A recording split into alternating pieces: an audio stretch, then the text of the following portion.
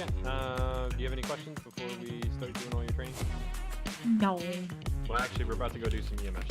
So. Okay. All right. I'm hungry.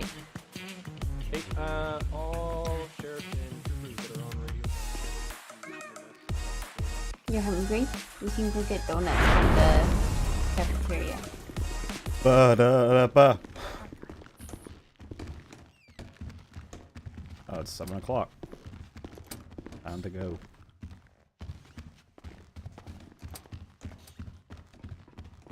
We're getting donuts. I know, for the but what ride. vehicle do you want to drive? Actually, The truck?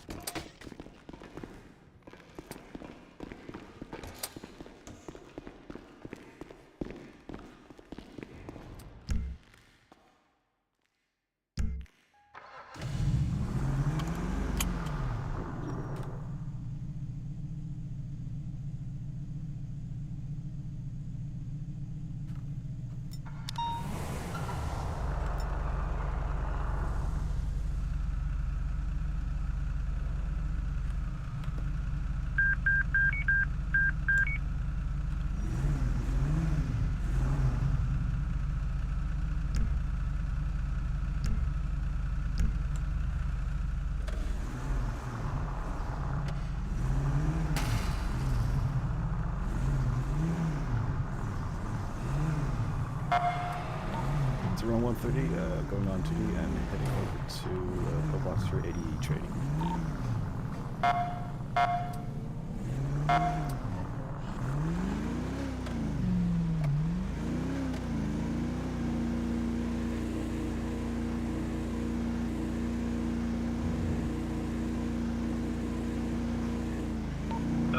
help her get on radio, by the way.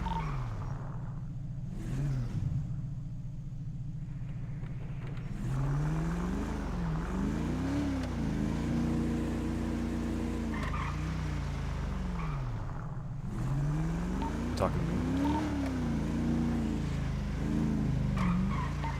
Talking to me?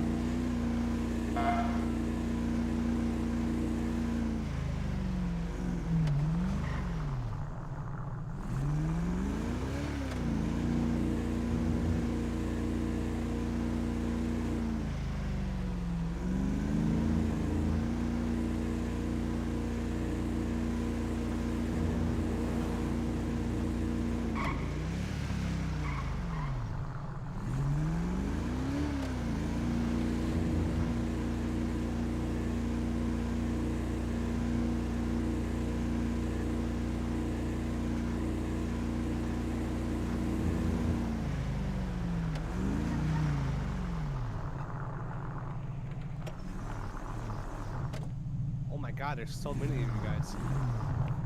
Yep.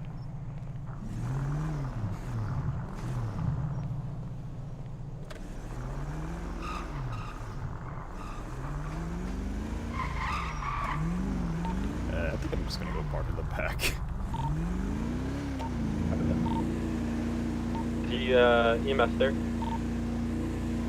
I only see one that's on duty right now.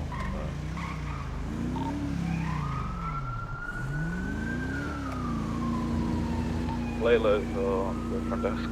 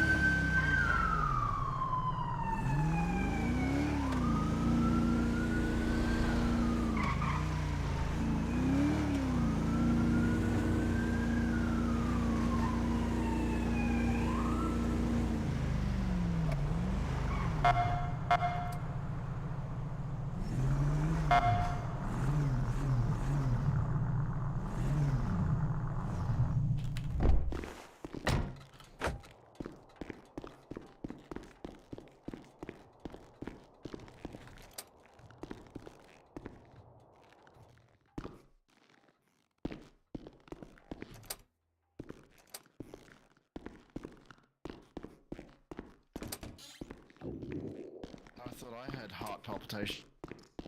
Yeah, but every time I see her, I get heart complications. Nice to meet you too, mate. I'm Adam. Nice to meet you, Adam. I haven't met you either, Adam. What's your name? Gosh. Elena Ortiz. Oh, nice to meet you, Elena. I have no idea who you are. And I'm Adam, mate. Nice to meet Yep. you. Uh, Jose. Nice to meet you. Atticus Oaks. What the fuck? Recruit. Like you announce your name like in Harry Potter. Nope. I mean, it's a pretty simple name. Yeah, but the way you like flipped your hand to the front. The way I bowed. Yeah, that one. Oh, she's gonna fucking tase me. That's not what I meant to do. I feel like I'm used to I've been hanging around my cousin too much or something. Yeah, pulling out a gun when the police is there. Good job. Don't do it. Don't do it. I'm curious though, does he... Hold on. I'm curious. I wonder how much pain these tasers actually cause. Nope. They cause decent pain. Yeah, a lot of I volunteer as tribute. I don't. I wish to No. ride the lightning. Unfortunately, that'd be me breaking protocol, unfortunately. As much as I'd like to do it. Badges. He thinks you're hot. Does your name start with an L? No. No, that's not me. And the gang's all here. Hey, I can I talk need to you to real quick? get... Gang, Before we get yes. started? I need to get your know. contact details. No. Hello. How are you?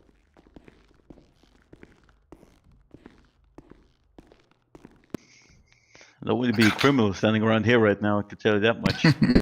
Oh, Fucking yeah. hell. I got a plan. Let's go and jump them. Like, let's go jump on them. All four of us. Hello? I don't.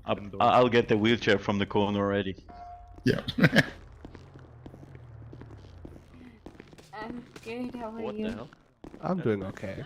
Yeah, man, there That was a is- stick there. You didn't see that? I should really sweep that You up. need to tie your shoelaces, man. That's a good stickler. There's a lot of badges. I didn't realize there was this many of you. Why'd they put that stick on the floor, man? I wouldn't have tripped over it if it wasn't there. Mandatory health is I'm something. here for the meeting. Actually, Oh, PD no. meeting? Oh, there's Wait, that stick.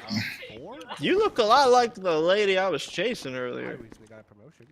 Oh yeah, get Get wrecked. off me! I feel like we. Oh yes, it's a party. Yeah. There's a medical car with a... What the fuck is going on outside? You can make them go with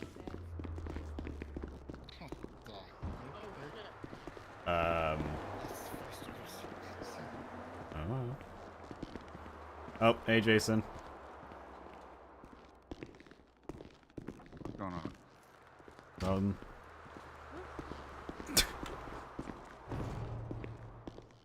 Last time I checked, actually.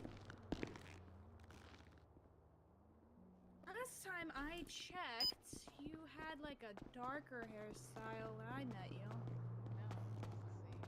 I just have it in a braid to keep it out of my way. Hallelujah. And I was never meant to man. Who's Atticus? Okay, he'll still go down. Don't. It's okay. Okay, Atticus. Oh, someone is screaming. Okay, sorry. What was that? You know these walls aren't soundproof, sir. Yeah. What happened? Are you Oh. alright? Yeah, I just get nervous around all these people. stick? I don't know.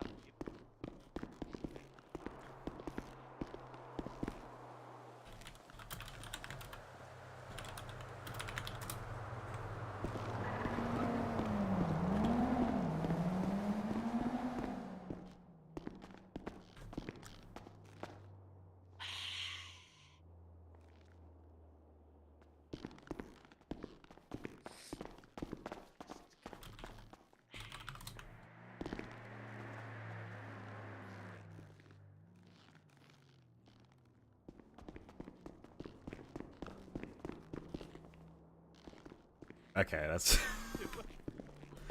I don't know who that this was is, just unnecessary, Mac. but Congratulations, Luke. Welcome, Thank- welcome, welcome. Thank you, thank you. whoa, the double whammy? That's just rude, man. So excited, Juan. I'm GM of Lucky's. Nice, man. Congrats. Thank you.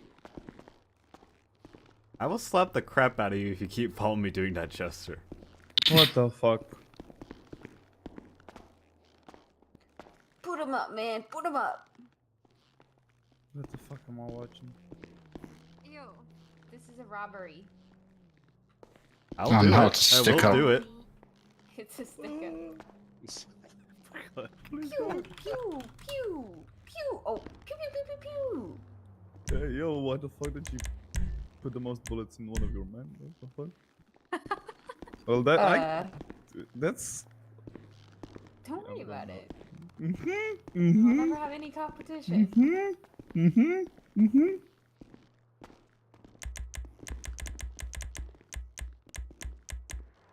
Oh. Who's got a drone out? Get on the Atticus. robbery. This is a floor. Lovely.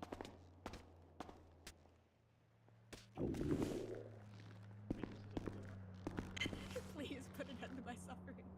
Please. Please. Where did that drone come from? That is awesome. Atticus is flying it right now. Ah, Are you here for the training?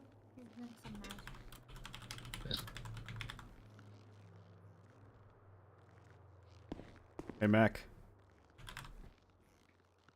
I don't know who that is. I'm low on His name's food. Marcus now. Jeez, get with it.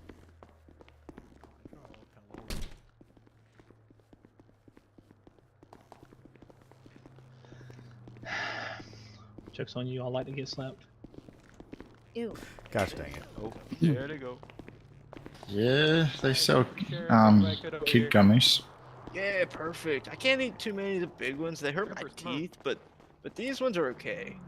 Wait, I the don't- what? Oh, hi, Hoa. I don't mind the You south. called yourself a super sheriff. No, I said I trooper thought you and said sheriff. super Come over here. sheriff. Come on over. Pooper Luke. sheriff? No, I'm just kidding, officer. Somebody go and knock Huh? Luke in the back of the head. He's getting Okay. food from the vending machine. Oh yeah. Hey, goodness, hey, I was hey, just hey, hey, joking. Watch. Oh well, I listen. I just gotta take fucking orders from my. That's what I Alrighty, do. where did Scott? Where you at? It's okay if you. Alright, I'm outside. Alright, come inside. Everybody, come inside. Ow. Stop punching each other. No, it's fair. It's Does this fair. guy It's not fair. look exactly like Riley? He does kind of look like Neeks. You look identical to my brother. Who is It's this? insane. I That can is say a that much. beautiful I've hat. been me That's for a Where's long your time. fanny pack? Yeah. Well, Scott, go clock on duty. I need to yell at you. Yes. Why? Oh, I like your hair. Ah, I can't actually be for too much longer. Okay, well, I need to yell at you here in a second. Yeah. Alright, so EMS is going to be doing your training. Alright, make sure you guys are paying attention, be respectful, and all that stuff. If they say that you're being disrespectful, I'm going to beat the shit out of you, okay? Any questions? Shit. What's your last name again? Lemon. Okay, that's all I was wondering.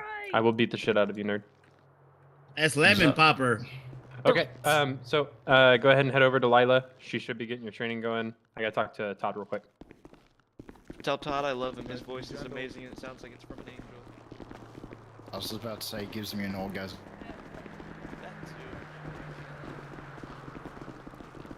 That too. Gives you an cute. orgasm. This is what I have done. What the hell, man?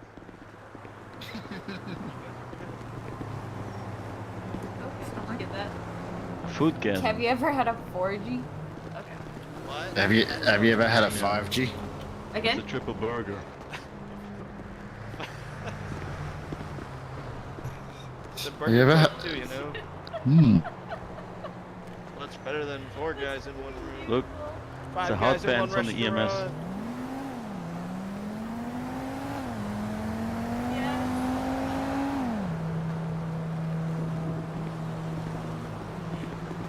Alright, what's the plan? Yes. Oh my Word, god. Doc. I think we might be waiting on a couple people.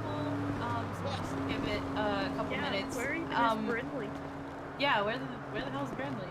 I don't know. Where's the chief? Is the chief here? Might still be on vacation.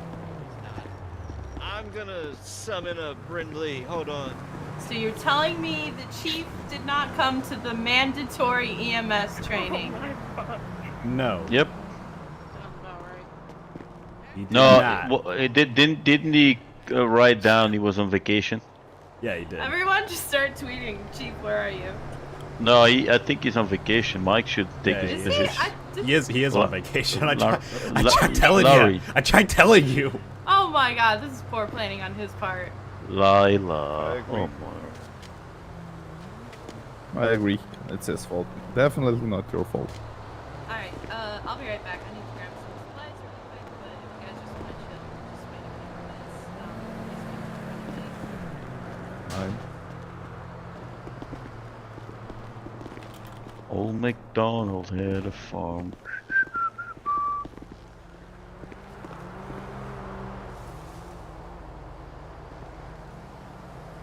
Is he taking a piss in the bushes over there? Sure looks like let's it. see. No, Let's go see. don't invade his privacy. I heard the Let's splash. go I heard the see splash. what I the heard the fuck. splash. Don't invade his Oh my privacy. Ooh. Isn't that, do we have a charge for public indecency? Can you see it? Can you see it? Can you handle it with a... You need help to find it? I have a feeling. Oh, there it is. Yeah. Oh my god, that's even smaller. Sir, Oh. I'm gonna have to arrest you at this time for public indecency. No balls. Damn it. No balls. Yeah, hold on. At least fucking put it in. Put it back in the fucking pants. Don't fuck.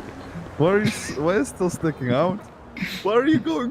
Why are you arresting your wife? Sticking out? Still out. What the Stick fuck? out. I 'Cause thought want that was you a to small enjoy toe. it. See? So he can sit in his shame. I'm not Wait. looking. Wait. Can No, somebody I'm tease not. it? See I'm if not it gets fucking bigger? looking. Tease it. I'm not looking. what- I'm not. What the? What fuck? happened, What would you- trainee? What are you doing, man? Hold on, put him down, put him down. Fucking keys. Let's say I was, I don't know. Oh man. He was watering the who plant. put 'em You are on now you? going to wear I'm assuming- that cone of shame. I'm assuming Oh, he well. put them on you. I won't take him off if he put them on you, because he's a nice guy. I trust his Bro, his The judgment. guy is in cuffs while his wheelie is out of like fucking. It's yeah. It's still The sticking kind out. of shame. Oh, hold on. What are you trying to? Fuck, it's grass. It absorbs it. No, it's gross. If you want, we can put like some supplies in the back of the ambulance. Okay. Yeah. Oh, there we go. There you go. Oh shit, is it back on? Fuck. There we go. There we go. The captain Yeah, is in yeah. here. You good now? I'm good. Yep. Have to wait on the Zipper. captain We're too. gonna be doing the rescuing. Yeah, hold on. Let me just touch this guy here. There you go. With your smaller conda. This is just to teach basic first aid. Basically. Jose Ortega, What? come here. Okay. You know the arrest report on Frank? What's the point of me sending the evidence? No, don't look at it now. I already fixed it. Okay. What's the point of me sending the evidence in the Discordia channel for you to put it? To Oh crap! I import forgot to it put it in there. if you don't do that? Okay, I And forgot plus, to put it why in the there. fuck didn't you mention? Is that there? is that not enough for you? I forgot to put it in there. Okay, what the fuck you actually? Okay. Actual.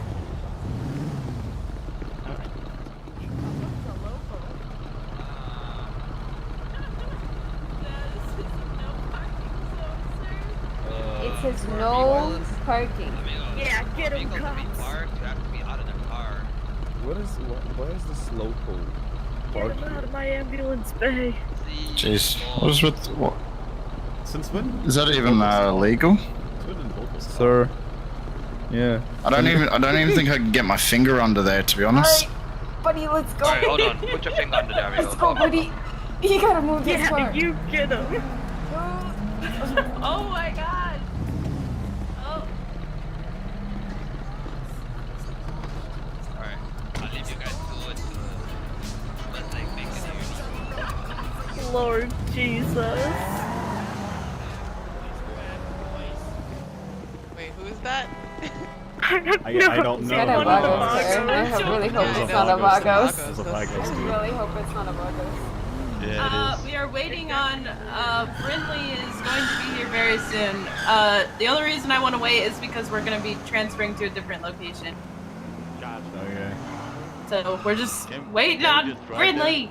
Brindley. No, we're I gotta put on taking now. the scenic route.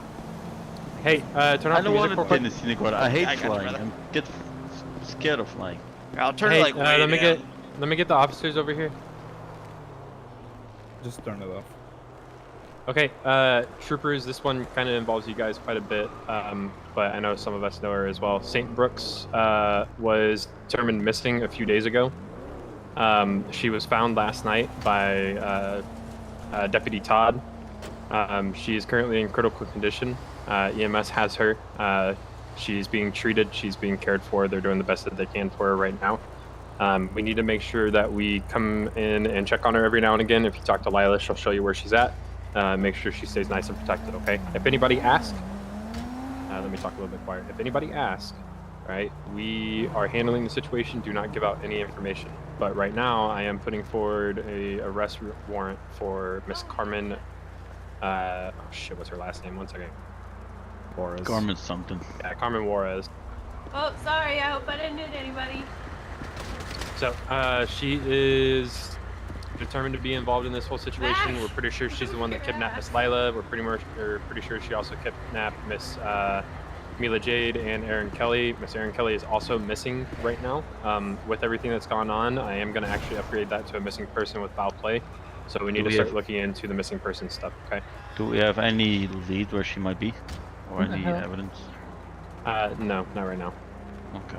So I did put in some reports and stuff in there. Make sure you guys read those over. We need to start working those and figuring that out, okay? This whole situation, you know, we need people to start really looking into these investigations and start, you know, taking them seriously. So after this training, if you guys can start looking through that and helping us look for them. Is this Muff? No. It looks like No, that's not Muff. That's Brenderson. No. What's up, Brenderson got promoted to bike duty. I don't think Mr. Sexy Tickler is an motherfucker. officer. No, he's not. Ready for training. Brenderson, man, you that guys look outfit great. is sick. I fall in love with you if I see it already. God, Mo's about to fall in love with you guys You're not because ready. the bicycle. Okay, so Yeah. can I turn the music? You know, Well, we're about to start just training. EMS.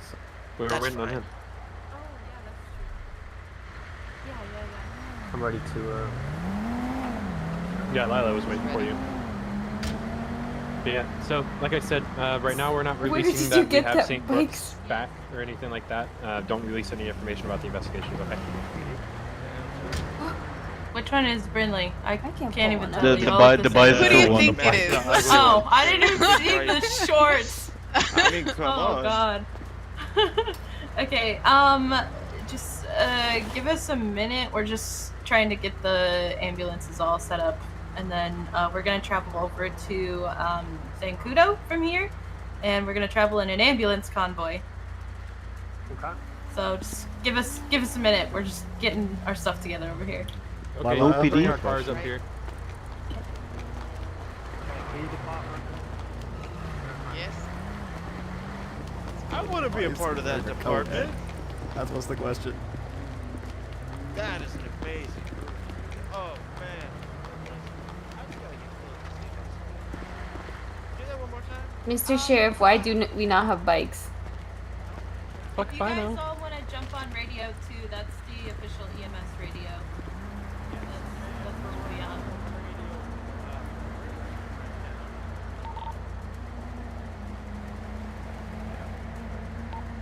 Check. All good.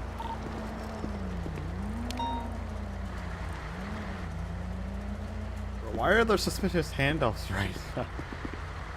I mean, there's only 1,000 cops in the city. Are we really gonna leave our whole fleet of cars out here? No, we're gonna take our cars. Yeah, you are gonna leave them. Let me just go get mine from the garage. Ready to check. All good.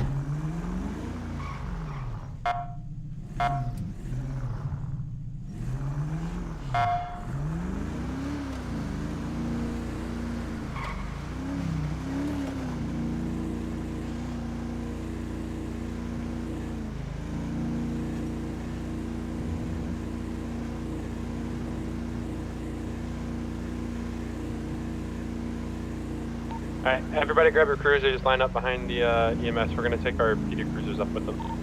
But if you're double up somebody and you want to ride with the EMS, go ahead.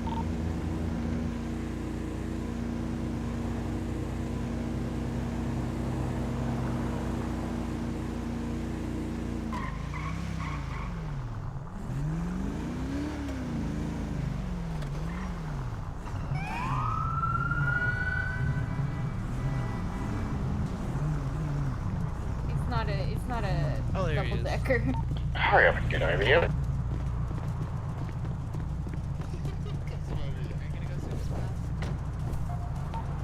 Sheriff, are you bringing the truck up?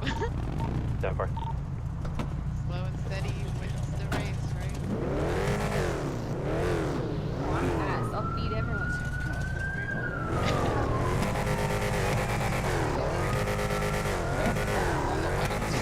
This car. Yeah, behind you. Let's close. Is this a local? Yeah, it's a local. Nice rear end, bro. I apologize. Quote of the day. Oh, you think my rear end's nice? God damn. Shut up, Mac. I'll smack you again. Please tell me we have a megaphone. I'm gonna go tell Lila you said my rear end's nice. Hello, I have a megaphone. For the record, I was not talking to Mac, so don't think that. Left bracket muscle. Oh, hello! Yo. Is it working? Yes, it I is. see you preparing your calf muscles That is over amazing. there. Stretching, right? Ready? Hello? Are we Pull the waiting on car anybody? Is over. everybody all good? Yep, copy that. We are all ready. Hello? Alright. Just follow behind the ambulances as close as you can. We Just won't so you go know, everybody can super hear you. fast. Let's talking loud. I know.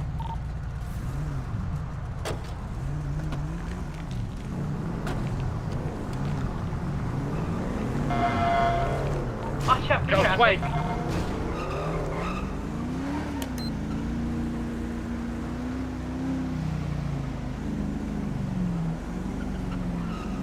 Nice play. Smells good back here.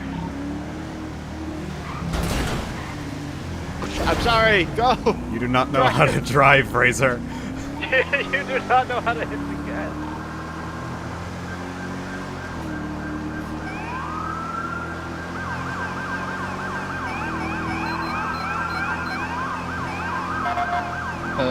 Love it. My first day and we're doing a training Keep up with scenario. them. I'll stay with the bicycle.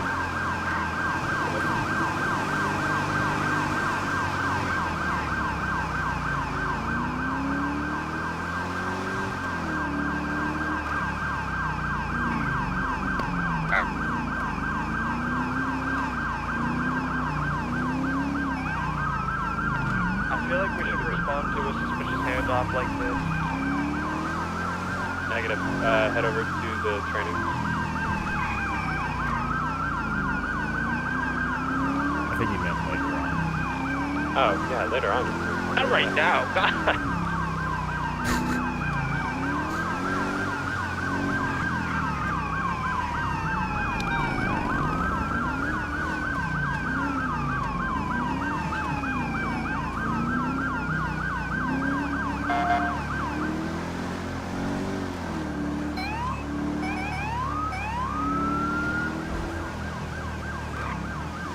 Paychecks every life.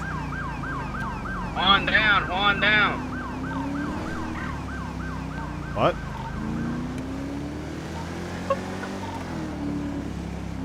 You okay, Alyssa?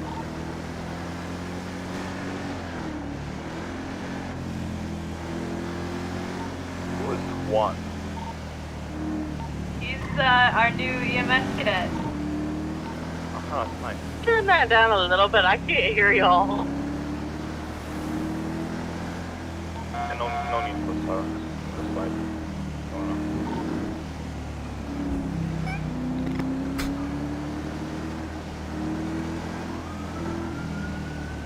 We give him a covers. 0104, show me 10-8. Where's everyone at? We're heading up north. Just follow our blips.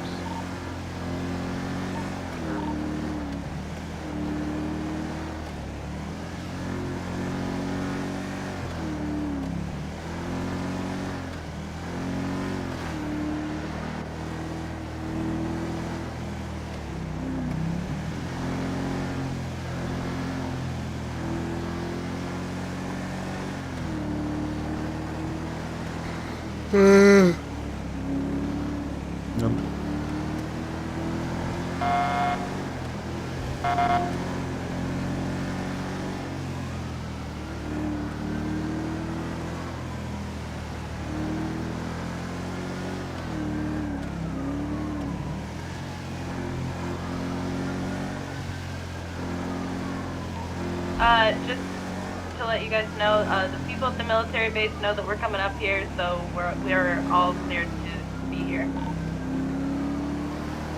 Got it.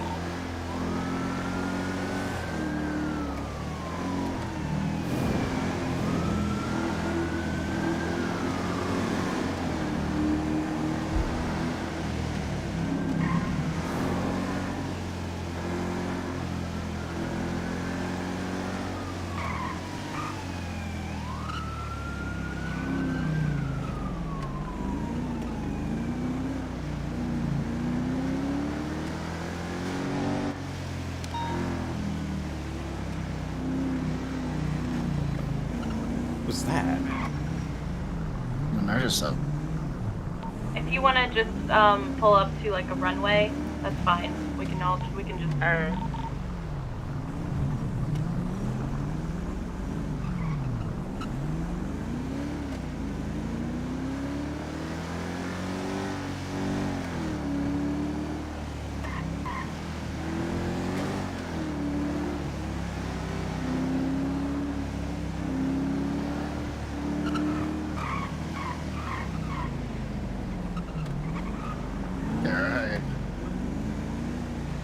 Went that way.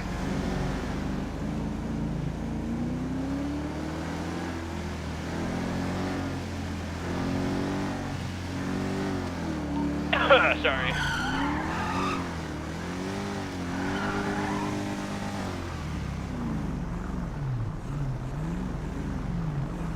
Sorry, we thought we owned the road.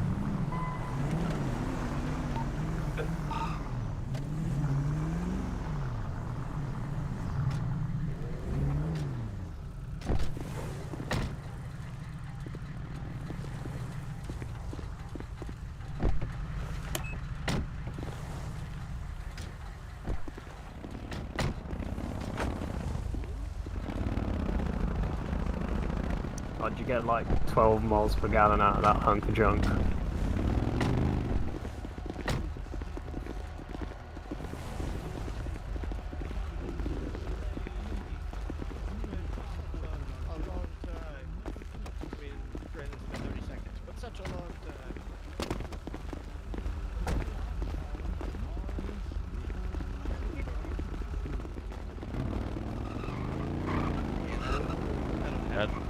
Dead on the covered cars.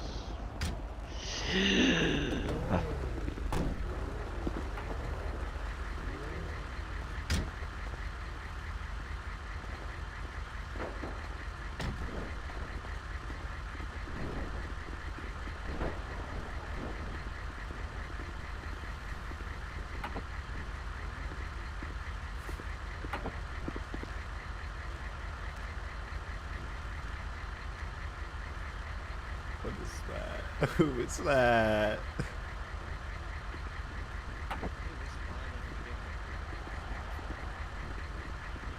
feel like I'm in academy.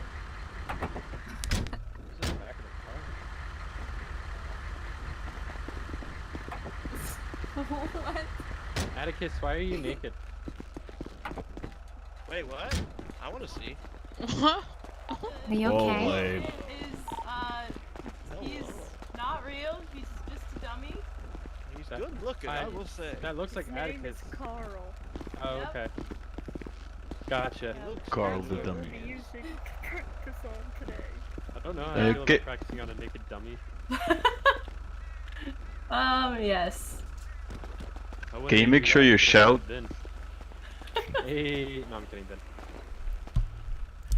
Alright, well, just some quick introductions. I'm speaking, this is me. I'm Dr. Lila Stiles. I am one of the directors. Yes, hello. I am one of the directors of EMS. To my left here, the blonde, that is Mila. She is the assistant director of EMS.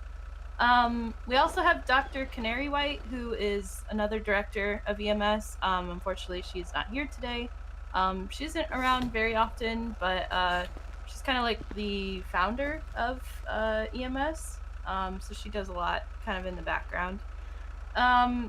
We do appreciate everybody that's able to make it out. I know time zones can be kind of difficult to coordinate things. But today we're going to, I hope everybody knows, we're going to be covering just some basic first aid and things you can do in the field to help ensure that people live and do not die. Obviously we all are first responders here. We go through tough situations every single day. And even just knowing a little bit of knowledge, even just learning a few things here can help save lives every day. So, with that said, can everybody hear me okay? Yeah, we can hear you. Yeah. Okay, I'm shouting, so I'm just want to make sure. Stop yelling at us. Give me just a couple seconds here. Oh my god, no. Okay, so how this is gonna work, we're just gonna cover like a few things. We don't want to make it like super long, super boring.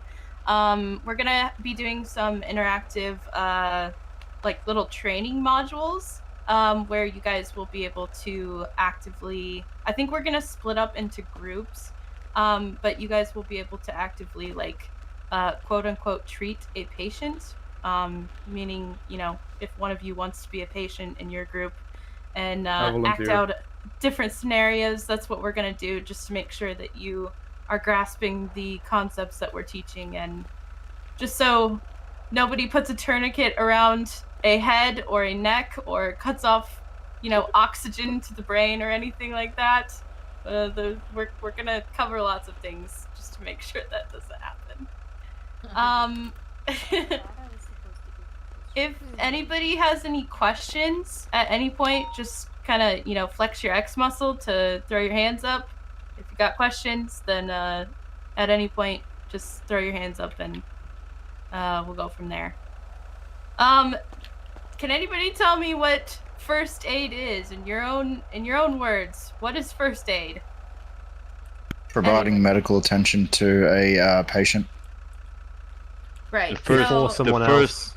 Right. Yeah, the first essentially. Responding medical care to get. Aid provided to a person on an active or preferably non-active scene. All right, man, you didn't have to Google it. So I did not Google it. I know that. It is. Yes, the you did, first- Ben. It is the first response care that's given to stabilize a patient in the field in order to prevent death, disability, any sort of further ailments that could basically haunt them for the rest of their lives. First aid care literally saves lives and makes people's lives much, much easier. There are some rules that come with first aid, especially if you're not certified. As most of you should know, you're all law enforcement officers. You should know that practicing medicine without a license is against the law. So if somebody needs surgery and you don't know how to do surgery, then please do not try to do surgery. I know there's a lot I'm of good at carving the turkey. no, that would be you will definitely no longer be a captain if you try to do that. So please made him don't. captain? Please Trying don't. to provide joy. Look, I know there's a lot of medical shows on TV nowadays that you look at it and it looks really easy to do and you're like, oh, I could probably do that. Please do not do that because you will be hurting more than you are helping. So Wait, you're telling me I didn't earn my medical degree through Grey's Anatomy?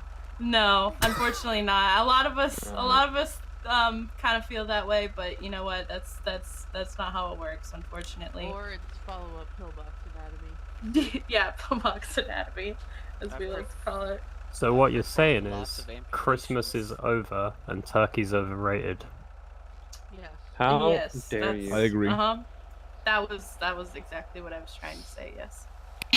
How dare you say that about my country?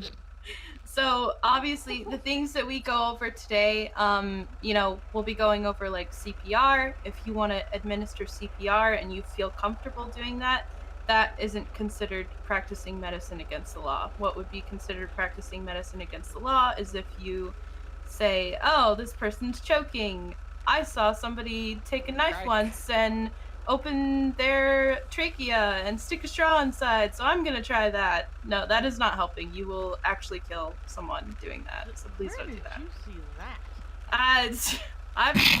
Like I said, there's lots I've seen of it on The TV Good shows Doctor. out there. Yeah, I'm saying it on the good doctor. They did it I'm in a way. lot. Yes, so I mean, things are much different in the real world than they are on TV. So just do what you're comfortable doing and that you are certified to do. There's the only other like rules, I guess per se, would be to just remain calm and reassure the people that you're treating if they're conscious. It's actually proven that if you are able to keep somebody calm, especially if they're suffering from like life-threatening injuries, like say you're trying to calm someone down that's just been shot in the chest, they will be in a state of shock and adrenaline will be coursing through their body, which will cause them to seem like they're not in so much pain, but you reassuring them actually will help their heart slow down, which essentially means that their body's delivering oxygen normally and not over pumping blood throughout the body, and that can cause, you know, especially if they've got open wounds and they're bleeding, pumping the heart faster will cause them to lose blood faster. So if you can keep them calm, you're actually saving their life. Can we give a Care Bear to them? Yeah, you can. Honestly, that might help. So yeah, those are the rules for first aid. Just make sure you only do what you've been trained to do, and just try to remain calm and keep your patient calm. Yes, you can do that. Exactly. Good example. Yeah. Look, it's a funny Care Bear. While they're bleeding out. Hey, Lila, this one is for you. No. Get back blind. Oh. No. Okay. So we're just gonna. Does anybody have any questions first of all over anything that we've talked about so far? Does everybody understand what it means to not practice medicine without a license? I just want to make sure that's very clear that I'm not telling you that you're allowed to go and start stabbing people. That is not what I'm saying at all. Isn't there one? I've no for sure, but I had to make the area clear. I've seen on Discovery Channel that they use a straw and they need to make a cut in the throat. Is No. that seen as surgery? Yes, that would be seen What as if- practicing. If you are opening up a body part or like just trying to get inside of the body at all, do not do that. That is. That sounds. That's okay. Can you change the words that you use right now? I'm not changing the words. That's what I'm sticking with. What Trying to if get I inside the amputate body. someone with a lightsaber? That I mean, there's other ways of getting inside the body. No, but I'm Yeah, I meant to that's- I meant to question seriously because there's sometimes to make the error clear you have to have a few seconds so you can get that in that situation. You need to pull a straw in or something. No, don't use any straws. I recommend. Just go leaving around the using straws people like alone. fucking pina coladas. Yeah, exactly. I don't have the lemon. He's over there. Oh my god. I'm kind of worried about that. He's the best ever. If you like Oh, pina God. colada. Okay, so as long as we don't have any more questions and everybody's clear on that, I'm just gonna cover a few different things that you might see in the field, different injuries, different states that you might find people in, especially in your line of work. You'll probably come across a lot of like gunshot wounds, you'll come across like stab wounds, things like that. So we'll go over like what happens to the body when those things happen, so you understand like what the patient's going through, and then different things that you can do to make sure you're helping and not hurting them in a situation until EMS or other appropriate staff can arrive. So the first thing is sudden cardiac arrest. Does anybody know what sudden cardiac arrest is? Can you give me the definition without Googling it? When someone's completely bleeding out. What? No. Sudden Go on a cardiac shot. arrest is when your heart either completely stops or goes into an abnormal arrhythmia, causing you to collapse. So I was right. Right. So. SCA, baby. Well, yes, Heart that's the attack? abbreviation for it. Basically, it exactly. So sudden obviously means suddenly. Cardiac is referring to the heart muscle. Arrest means to stop. So the heart is stopping, which means the body is not getting oxygen, which in turn means the patient is not breathing. So you have no pulse and you are not breathing. Sudden cardiac arrest occurs basically honestly it can happen to anybody, which is like why it's so scary. It's much different than a heart attack. A heart attack occurs when the patient is still conscious. When somebody undergoes an SCA, basically they will appear like they're dead. Like they'll probably pass out, and when you go to feel for a pulse, there will be none and they won't be breathing. So in cases like that, you'll administer CPR, which we'll go over later on. There's also, alongside sudden cardiac arrest, there's respiratory arrest, which means a patient might still have a pulse, and it just means their breathing has stopped. It can happen for a number of reasons. So if you come across somebody that has a pulse, but they're not breathing, you can perform CPR via the mouth to restore respiratory function. That's just something that you can do. So those are two different things that you might come across in the field. They're pretty scary, and that's why I say you need to kind of remain calm, because it can be really easy to freak out, especially if it's somebody that you know or somebody that you love that is, going through this. It can be super scary to have to administer like anything to save their life, because their life is on the line. Whenever you do come across injuries like this, I just want to note you should be calling EMS first before you try to save their life at all. The number one thing you should do is call us, because we're the professionals. We know what we're doing. We'll know exactly what to do when we get on scene. So you should always, call EMS first in any situation. Let me see. Give me 1 second. Does anybody have any questions about any of those things? Yeah. Yes, Sir Brinley. Would you like a live reenactment of just how far current Elio's EMS stuff goes? Sure, go ahead, show us. Okay, can I get a volunteer? I'll do it. I'll do it. Does someone want to take a lay down?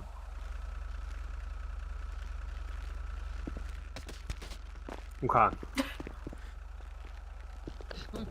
Gracefully then. Hello? Are you dead? Are you dead? Are you dead? Can you hear me? Can you hear me, and are you dead? I think he's dead. He needs surgery. I think he's an unconscious. Medical judgment says he needs surgery. He's on- I got a straw. Yes. Hello? Help, he's unconscious. Oh, there's no EMS. Hello, there's no EMS? There's no EMS. Oh no. There's no EMS. Sir, are you Well, dead? time to get your hands dirty then. Okay. Bring the Okay. straw. On my way. Don't bring the straw. Do not put a straw on him. Hang on, Don't officer. you dare do that. Thanks. Oh my god, he's alive! I got the straw. Don't stop! Hey, He's alive. Stop that. Look at that. He Look was at that. defibrillated. Okay, that was very accurate, actually. Wow, that almost brought me to tears. Wait, where's the tourniquet? Use when the heart stops. Defibrillate him. Sorry, handheld I defibrillator. should have never brought up the straw. Take the death out. Maybe you shouldn't have Thank Brand you, been Jose. here. Yes. Stellar work as usual. But Brinley, nice, nice show there. Okay, Would you that like was... us to demonstrate how you should do it? Sure, go ahead. Let's see, Alright, is Mo. anyone learning You it? demonstrate how you should do it.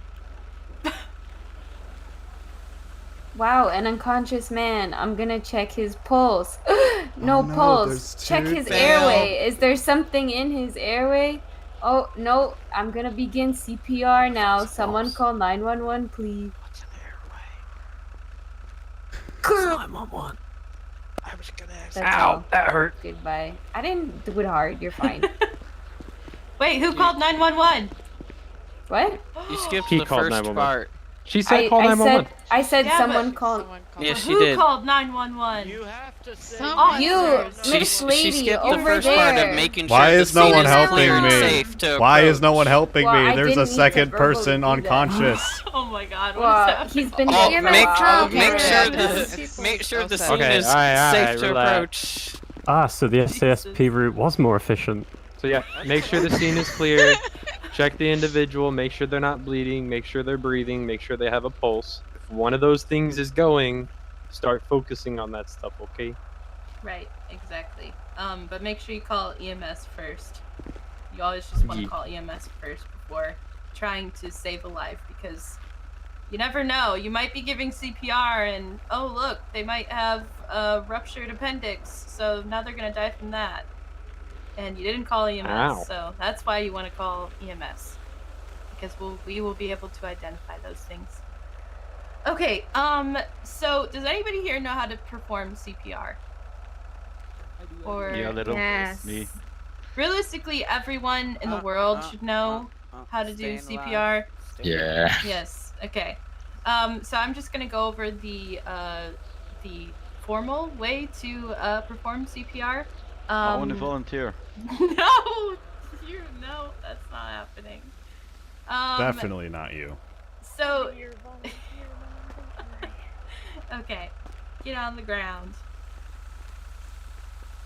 Okay, so like I said earlier when I was touching up on whether they have like a pulse, whether they still have a pulse and they're not breathing, it all depends. First thing you should be doing is checking for a pulse and then checking for breathing in any situation where somebody has collapsed.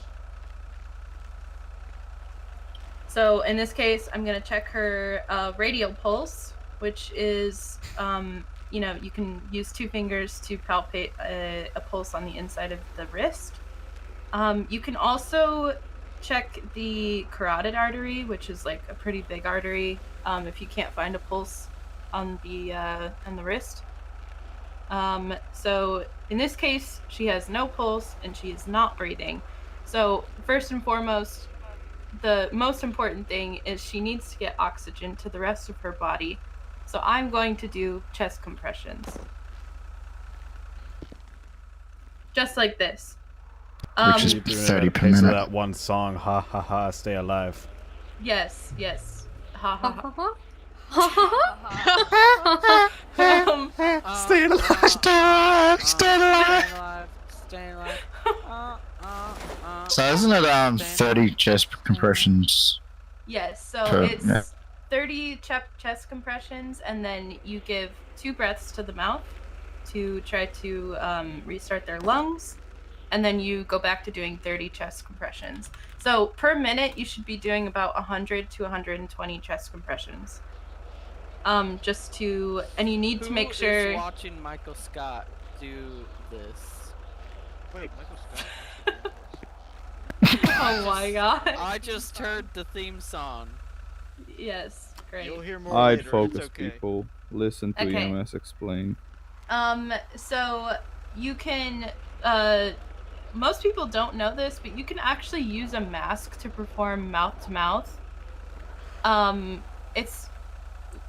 People say that it's like less inefficient. It's actually not. You can still perform it that way, especially if you're uncomfortable, putting your mouth on somebody you don't know. You can also do, you can do mouth to nose.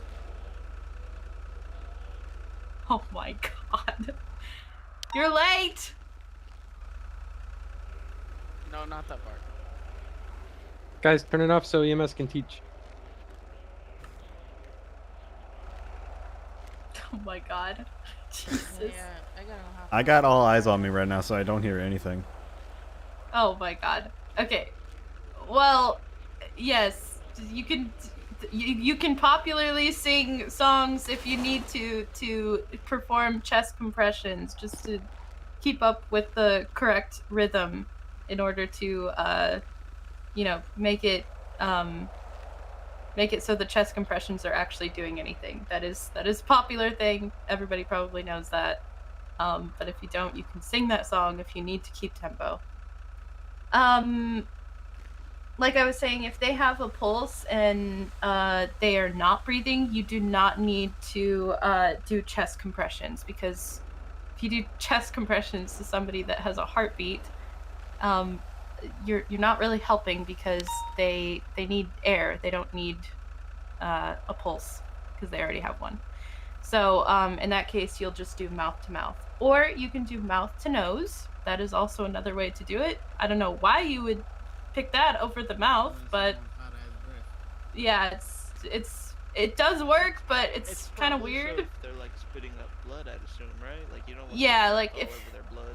yeah, you can do that as well. Caps for it that you can put on somebody's mouth? I do just we- learned do we that get we could those? also do Country Girl, Shake It For Me. Is that in the standard Okay, first yes. aid kit of the police? Welcome. Okay, thank you for the song. Thank you for the songs. If somebody actually has a trach in place and they aren't actually breathing through their mouth, you can also do mouth to mouth with their trach. Like you can blow into the trach. You know if that's in the standard police first aid kit? What? Yes, Is it in I've the standard definitely seen police them in first the- aid kit? Yeah, you've seen? Okay. Yeah, Yeah, sorry. they're definitely. I don't The even know what you're masks. saying. The masks. Oh, The first aid the kits that we masks. get, you Okay. know, The yeah, first they're aid kit is what we have, yeah, the that they CPR have it in there. Yes. Okay. Does anybody want to volunteer? And we need one patient and one person to do chest compressions. Okay.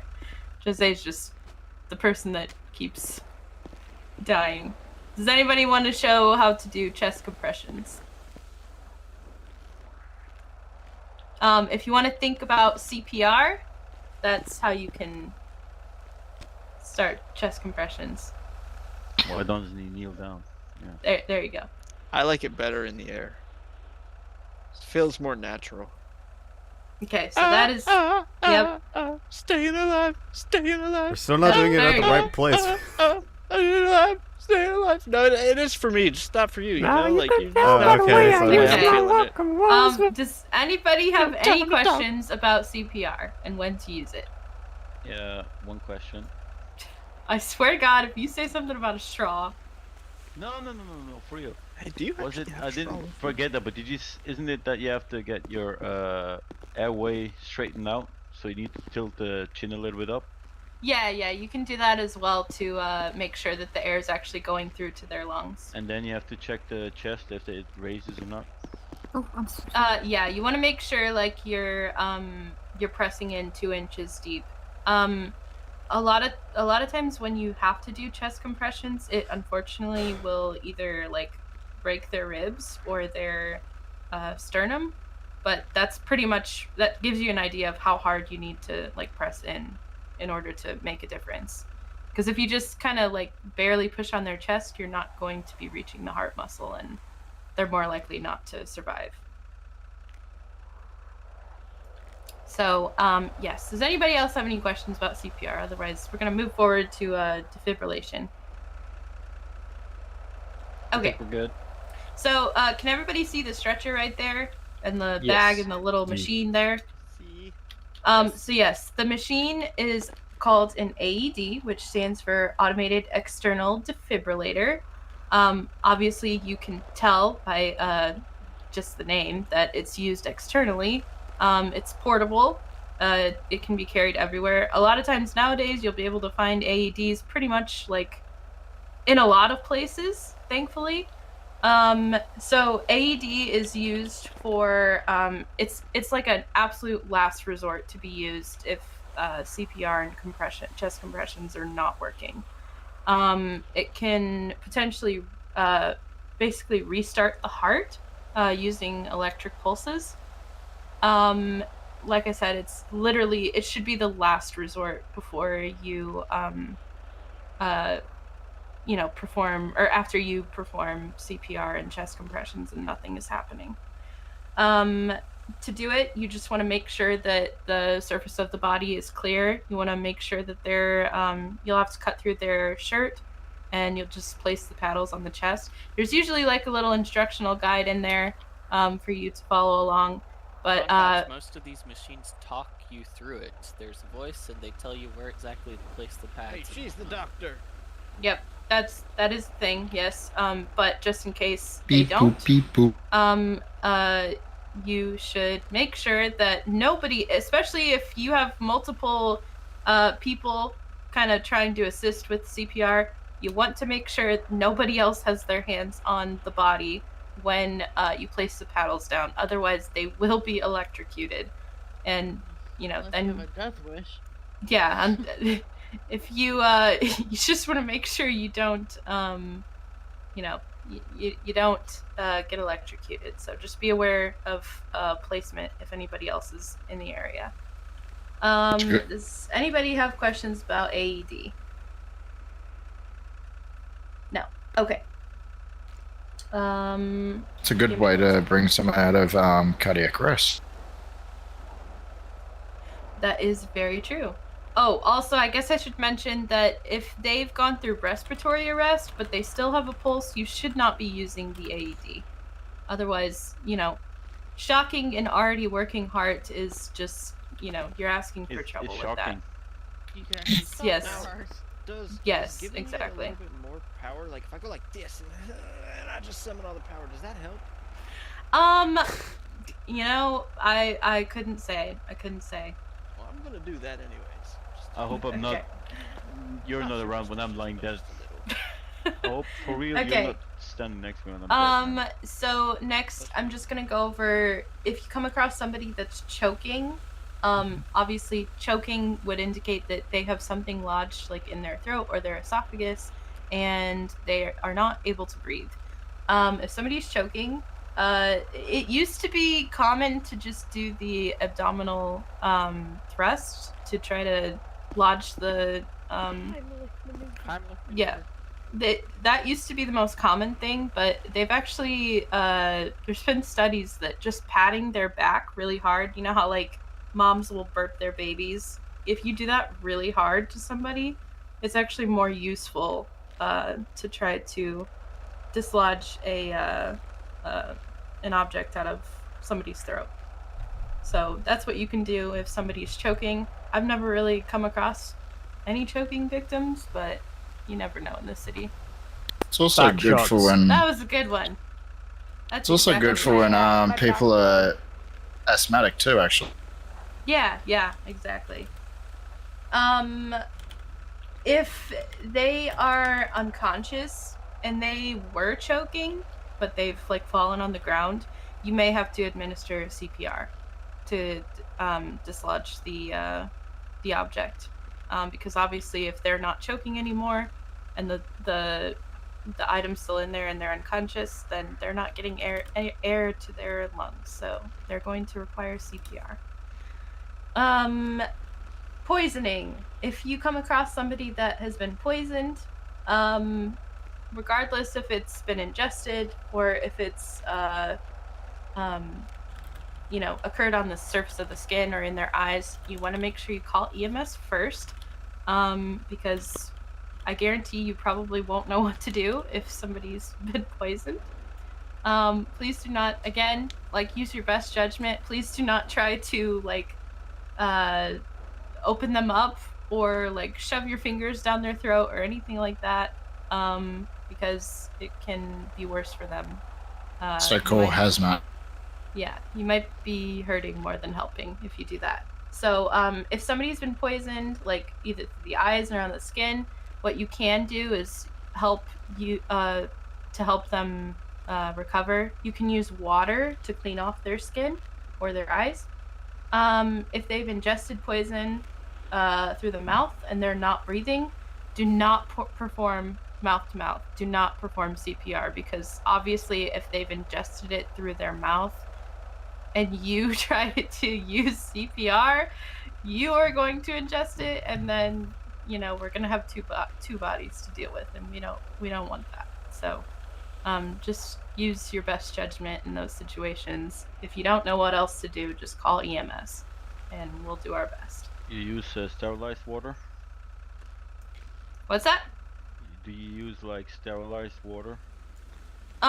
No, you can literally just use like, well, I wouldn't recommend using like running to a lake and like using dirty water to throw all over them, but yeah, just try to use like clean water if you can. And isn't there any situation where you have to watch out that the poison doesn't react on the water, like starts to warm up or whatever? Sometimes, like I said, if you don't know what they've been poisoned with, and you don't want to make it worse, just call EMS and we'll just. Yeah, that's the first priority anyway. If you yeah. Seem like that or a situation. You definitely don't want to try, like, you don't want to make anything worse. So if you really, really like just don't know what to do, I suggest just not doing anything. Just to make sure, you know, you don't hurt more than you help. 10-4. Yep. If you come across somebody having a heart attack, a lot of times they'll actually be conscious. What you want to look out for is people that are experiencing like chest pain or like radiating pain throughout their body. They might be suffering from like shortness of breath, diaphoresis, which is a fancy way of saying sweating, or they might be nauseous and or vomiting. In that case, obviously you want to make sure they get to a hospital as soon as possible, because having a heart attack can result in sudden cardiac death, which we had talked about earlier. And, you know, if we can avoid that at all costs, I think that's the most important thing. Does anybody have any questions about the last couple of things?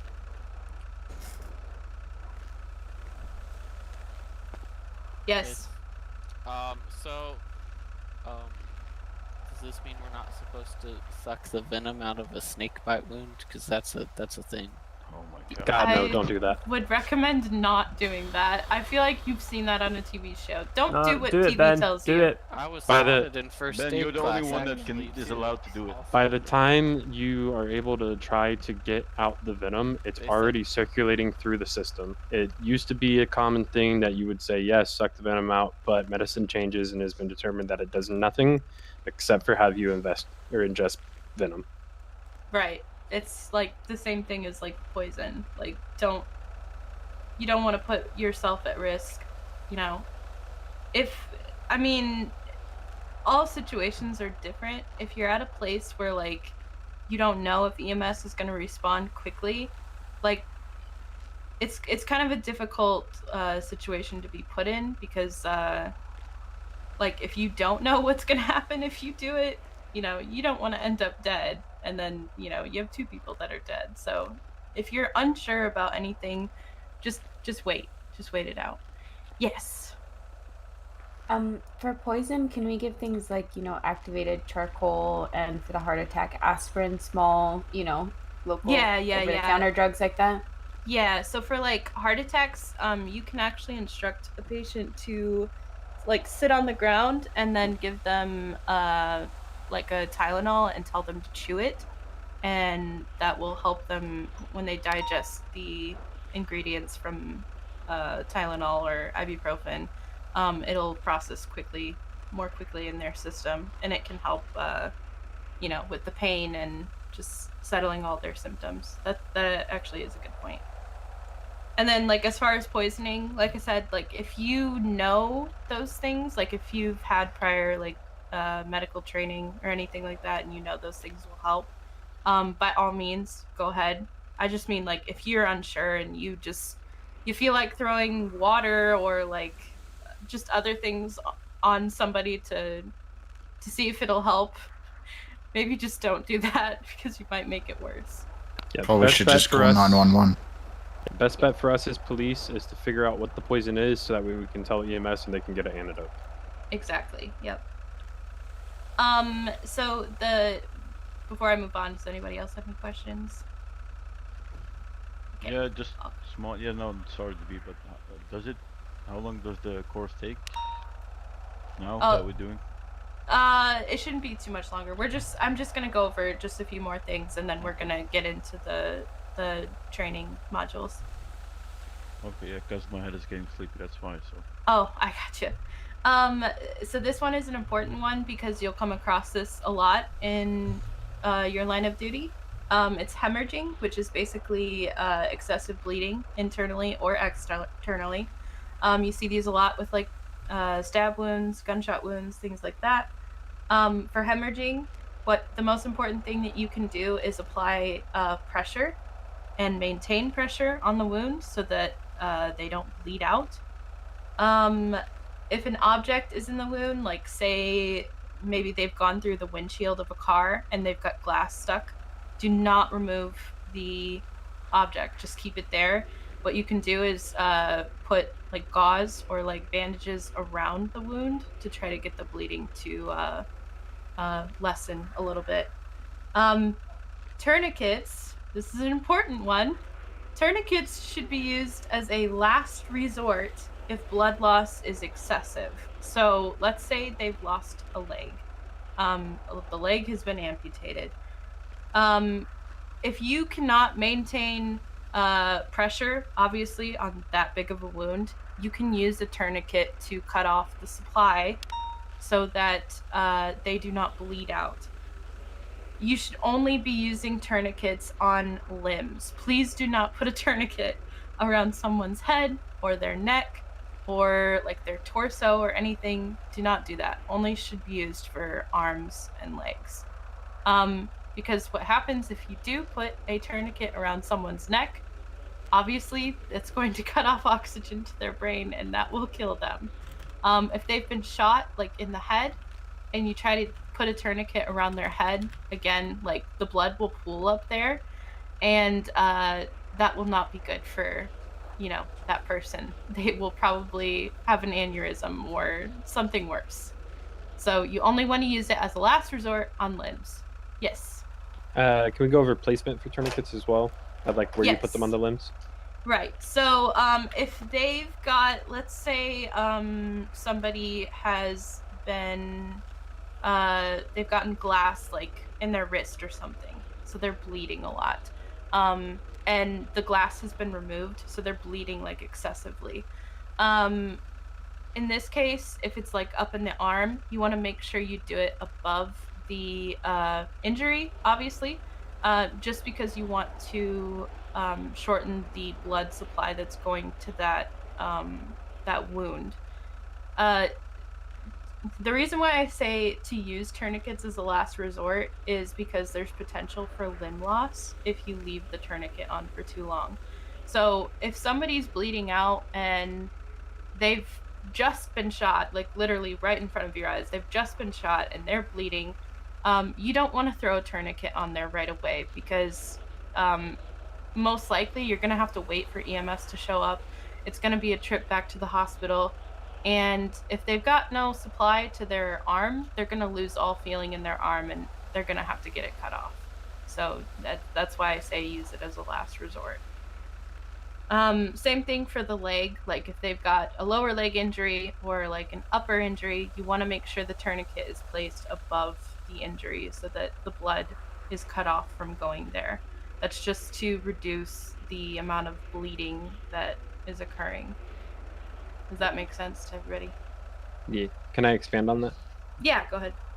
So yeah, general rule of thumb: if somebody's injured in the leg or the arm, if they're injured on their towards their hand, then you want to put the tourniquet below the elbow but above the wound. If it's above the elbow, then you want to put it as close to the shoulder socket without getting into the joint. Because if you try to put a tourniquet on the joint, it's not going to be able to cut off the blood supply. Same thing for the leg. If they're shot in the calf, put it 2 inches above that wound, but below the knee, so that way it's not in the joint. If they're shot in the thigh, put it up to the hip. Exactly, yes. I swear to God, y'all are in the chocolate if I find it on somebody's neck again. Yeah, please don't do that. Now you know. Now you know not to do that. That will cut off oxygen to their brain and they will definitely have more problems than they have come in with. So just really quick, I've just got a few more things. Certain people go through shock. I talked to you a little bit about this earlier. Certain people go through shock when they've been shot or suffered an injury that's can be almost fatal, or like a critical injury. If someone is going through shock, you usually can't tell, because they will actually be responsive, weirdly enough, and you'll be able to tell they're going into shock if they've got like pale skin, if they're kind of like cold sweating, if they're a little confused, their pulse might be kind of rapid, they might have low blood pressure. If that is happening, you want to make sure you cover them with a blanket to keep them warm. This is just to ensure that they don't end up passing out or just becoming unresponsive. If they are going into shock, or you see that they're showing signs of going into shock and you're just waiting on EMS to show up, you can also have them lay down and elevate their limbs to reduce stress on the heart, so the heart doesn't have to pump as hard. Does anybody have any questions about shock? If somebody faints, that just means they've lost consciousness due to the lack of blood and oxygen supplied to the brain. In this case, you want to make sure if somebody faints that the area is clear for them where they're laying down. All you can really do is kind of just, you can elevate their limbs, again, to reduce stress on the heart and blood pressure, and to help return the blood in their body, like up to the upper part of their body, so that they can regain consciousness. There's not really a lot you can do for fainting. Same thing kind of with seizures. If somebody's seizing on the ground, you want to make sure their environment is free from any hazards. You want to make sure the patient's laid down safely. Do not try to, some people will try to stick their fingers in their mouth just to try to see if there's any sort of object that's causing oxygen not to get through, or them not being able to breathe. Do not stick your fingers in anyone's mouth that is seizing. That is very dangerous and it can cause them to choke. You can roll a patient on their side in case of choking. Right, exactly, yeah. So just be careful with people that are seizing. The best thing you can do is just to make sure that the area that they're laying down in is clear of any hazards. but really you kind of just got to ride it out. Usually they'll last up to like maybe 5 or 10 minutes at the most. Obviously call EMS first. That's really all you can do, and they hopefully can figure out why they're seizing. If somebody has a concussion, it's usually caused by like physical trauma to the head. What you can do in this situation is check their pupils for dilation to indicate any potential neurological injuries. That's pretty much all you can do for concussions. Please do not try to, you can give them like water, but don't try to, you know, do anything too crazy with them. Yes. Yes, you over there. Yeah, I need to lay my head down. Oh, you gotta head out? Yeah, sorry. I gotcha. Go ahead. Thanks guys. Thanks for coming. Thank you for coming. For the, good explanation. Yeah, appreciate you. Brendy, one question quick. Can you just get my car back to PD? He could do that. Okay, yeah, thanks. Okay. Did somebody just show up? Yeah. Alright, Whoa, when did you sit down? I need to eat really quick before I die. I mean, before I fall on the ground from not eating. I feel like I've eaten 300 times today and I'm still hungry. You can hold my big ass and hold anybody. Why are you leaning on me then? Kinda comfy, I'm not gonna lie to you. Does anybody have any questions about any of the things that we've talked about?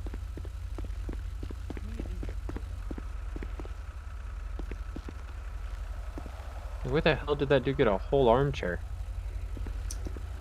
I guess you can fit a lot in the back of a EMS truck. Yeah, it was in the back of the truck. Do you want me to go over some of the things that are in the back of our vehicles so you guys know like the capabilities that we have? Oh yeah, that would be great. Okay, so every cruiser should have an AED in the back.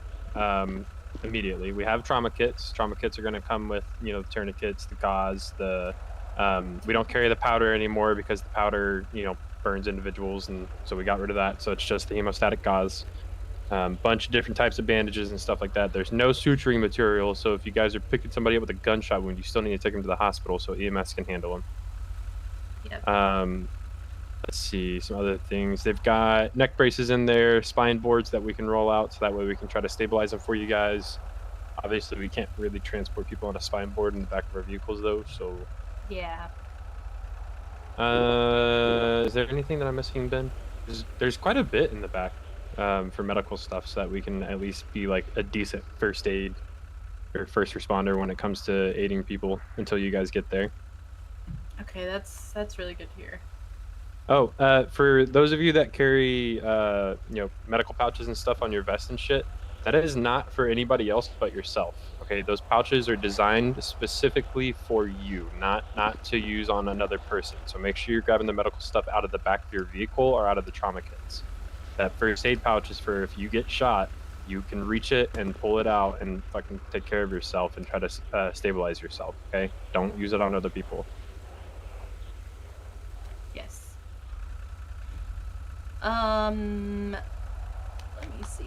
The only other, I had a couple other things, but I don't think we'll go over those today because they're kind of advanced, and I don't want to freak anybody out by teaching you how to do like a field IV insertion or something. Whenever you come across somebody that has gone through burns, for some reason in this city, a lot of people go to gas stations and end up with exploded cars. It's kind of crazy that happens so much in the city. But you know, if you come across people that have experienced like severe burns, you obviously want to remove the source of burning, whether it's like poison or if they're in a fire or something like that. Obviously, you want to make sure that they're away from that. The best thing that you can do to treat any burns or to ease the pain, because burning is very, very painful. You want to cover their burn areas with cool, sterile dressings, just to avoid any infections, especially if they've been in like a building fire. A lot of the there's a lot of possibility for infection with open wounds like burns. You don't want to use any home remedies for burns, like using aloe vera or hydrogen peroxide. That can dehydrate the skin, and that will cause very, very bad infections and even loss of limb. So you don't want to use like any home remedies. Like I said before, use your best judgment with burns. At the very least, if you just want to put, you know, dressings on that are cool just to cover the burns, that's completely fine. So as far as like burns, that's like the only thing I had for that. A couple common medical myths. This is just like for you to know. For nosebleeds, I know a lot of people think that tilting your head back will stop a nosebleed. You should actually not do that. Yeah. Swallowing That does blood, not work at all. Yeah, swallowing blood is not a good thing. And you can actually choke on the blood if you decide to tilt your head back to avoid the nosebleed. What you should do is apply pressure at the bridge of your nose if your nose is bleeding, or if somebody else's nose is bleeding. Pressure always works. Yeah, you never want to swallow blood, or like, you just don't want to do that because you can choke, and it's not a good thing to do. The other thing I had was for sprains and fractures. If somebody has a sprain or a fracture, you should not be using heat to treat those, because that can cause additional swelling where they already have it. You always want to use like ice for those types of injuries. So do not pack a fracture or a sprain with heat. That will not help. Do not put the ice pack directly on the wound, for the love of God. Yeah, don't do that Wrap it either. in a Always, towel. yeah, wrap it in a towel, or you know, some sort of covering that will not put the ice directly on the skin. Yeah, that goes for a burn wound as well. Yes. Don't put ice packs on burns at all. It can Yeah, send no, them in shock. don't. Yeah, don't Yes, do it that. does. Can I say Actually, something on severely burns? worse. Yeah, go ahead. If somebody has clothing that has been melted to their body, do not pull that off, okay? If the clothing is still smoldering, you can cut off the portions that are not melted. Leave the portion that's melted on the skin, because if you try to pull it off, you're going to cause more damage than leaving it there and letting EMS handle it later. So do not, Right. like, if it's already melted on there and you got the fire out, do not yank it off, because you're going to rip their skin and flesh off with it. Exactly. Yep. And then we also have trauma blankets. You can use that to damp out fires and stuff. That's a lot better than trying to rip your clothing off of somebody that's freaking out. It's just taking the blanket and throwing it over them and damping out the fire. Yes. Exactly. I don't know Does if you anybody smelled burning else- flesh before. It does not smell good. It's horrible. It's like, Mhm. It's horrible. Does anybody have any questions? The last thing I'm going to talk about before we get into these training modules is just how to treat a gunshot wound, because that's the most common thing we'll come across. What? Hey, We don't get GSW. shot? No. No, I don't know what you're talking about. This is not necessary. Let me just put this on. So, does anybody want to be volunteer? To get shot? No, not to get shot, just to lay on the ground. See, I was going to volunteer. Put your Scott, fucking so I gun could- Well, you know, Come in the middle. I'm always Juan is there. laying down. Oh. Okay, we have two Oh, no, volunteers. there's Did you two. just say that you wanted to shoot me? What? No. Okay. Training, I thought I heard training, something training. about I was gonna volunteer. Oh, someone got scouts. arrested. So, okay. So if Oh somebody's my god, so many people got shot. if somebody's been shot, obviously Flex we have your, quite a E few muscle. people here. If Or your somebody's X muscle. been shot, you should definitely. So, depending on if it's like a through and through, or if it's, you know, it's gone in and it has not come out, You always want to, first thing you want to do is apply pressure with either a sterile bandage or a sterile like roll of gauze or something directly to the wound. If somebody's been shot, let's say like in an artery, the arteries are the fastest way for blood to travel to organs and like other parts of the body, you know, to give oxygen to the rest of your body to make sure you're functioning. If those are not pressurized, they can cause someone to bleed out in less than a minute. Like if someone got shot in the neck and it hit their carotid, you're dead in 60 seconds if you don't put pressure on it. So it's really important if that happens, especially if it happens to you. Like if you get shot, you should try to at least put pressure if you can on wherever you've gotten shot, because it can save your life, depending on how bad and how unlucky the shot was. You can use instead of like a tourniquet, you can use like a tied cloth, like wrap some cloth around the wound and then tie it tightly over the wound.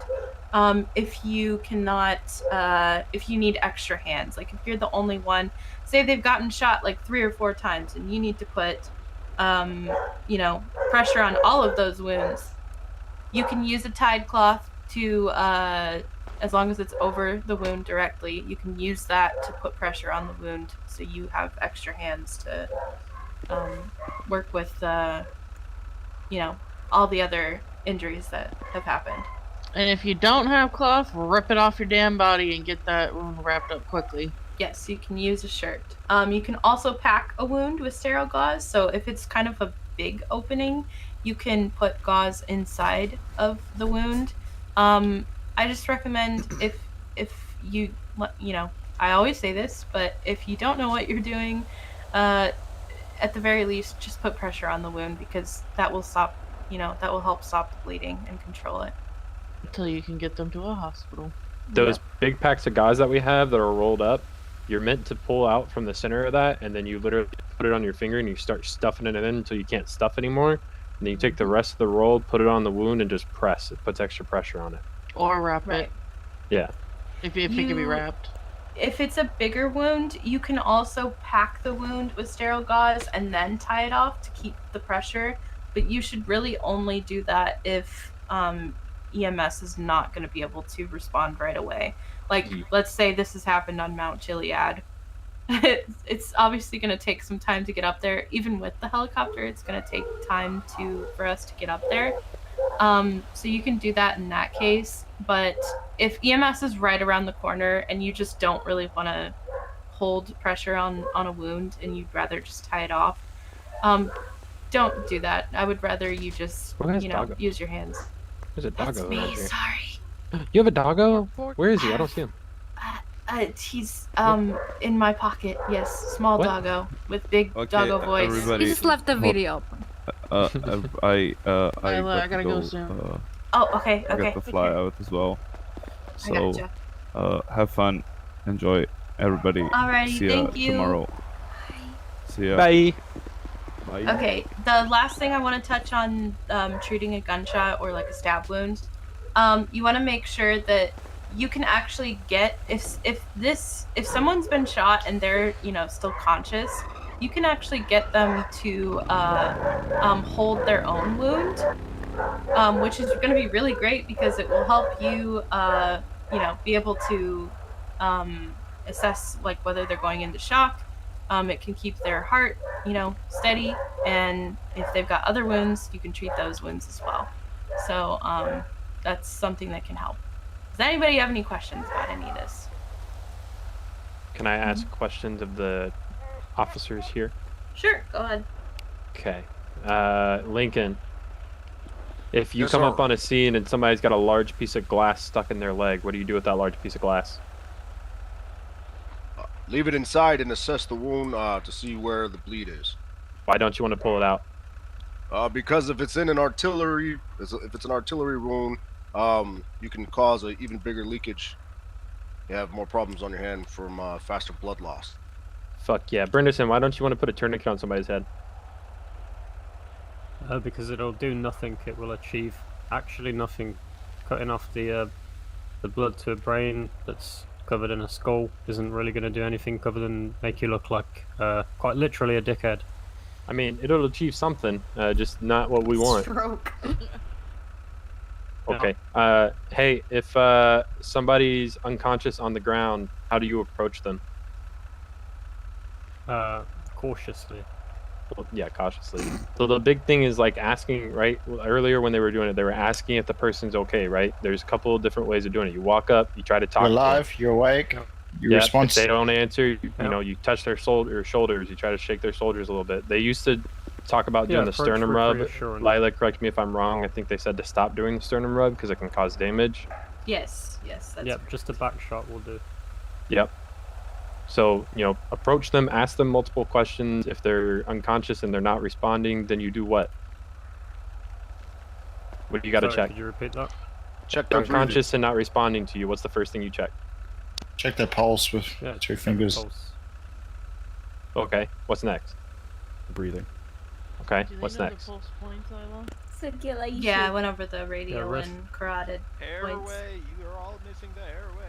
There you go. Airway is always first. I'm trying to let everybody else answer. Yep, always check the airway first, right? Because if they're not breathing, that's a really big issue. They brought up pulse points, right? Don't check somebody's pulse with your fucking thumb, please. You have a vein that runs through your thumb and it has its own pulse, so you will feel it. Do not check pulses with your thumb. Yep. They're alive every single time. Yep. You was gonna be sitting there with no brain, and you're like, oh, he's alive. All right. If nobody has any more questions or thoughts, we are just gonna go ahead and get into the training modules. Do you want them to split up into groups, or do you just want to use like a few people as once? We might as well Okay, just do you it can go all sleep. at once. We got you. Like, we only have Just here, come real quick. EMS sticking around. Yeah. If you want, we can just like pick 3 people at a time and then have them just sit in the middle, and we'll have them, you know, we'll take them Save through my the. life. Yeah, exactly. Oh, you guys are not playing the victims. You're playing the EMS. I am the victim. All right, I need I need 3 officers. Get away from me with your trauma pile. I need 3 officers right here. 1 more, please. Okay, sweet. All right. Mila, did you want to walk them through the? No, I'm dead. Okay. All right. I'm gonna give you a summary of what is happening here. All other officers, if you want to just kind of watch and see what's going on. Let me see. Give me 1 second. I need to scroll to it on my phone here. I believe in you. Okay. This patient here, this blonde patient on the ground, not the other guys. This blonde patient is presenting with multiple gunshot wounds. 1 in the left lower leg, 1 in the chest, center mass, no vital organs have been hit, and 1 in the left temporal skull, which is like the side of the head. Cat. The leg and the chest gunshot wounds are straight through, and the head gunshot wound is lodged in the side skull. The patient is bleeding from multiple wounds. What would you do in this situation? So we've got 3 gunshot wounds. The leg and the chest are through and through, which means they've come and gone through both sides. The patient is unconscious. What are we doing here? Check the airway. Does she have a pulse? Well, Did anybody check for a pulse? I thought we checked for an airway. Airway first. You check your airway, then Airway you and pulse. pulse. Well, yeah, you want to make sure you check the pulse first, because if they don't have a pulse, they're not breathing. They could be breathing, or they could be not breathing and have a pulse, which means they're still getting oxygen to other parts of their body, but you want to make sure you check for a pulse first, because if that's the case, we need to start chest compressions right away.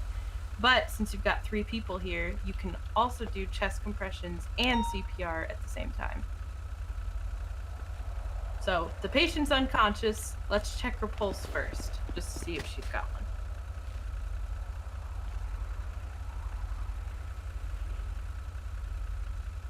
All right, we're checking her pulse. Let's see. Does she have a pulse? Okay, the pulse is a bit faint. Okay, so she But does she has have a one. pulse. It is faint. So in this case, now you can check the airway to see if she's breathing.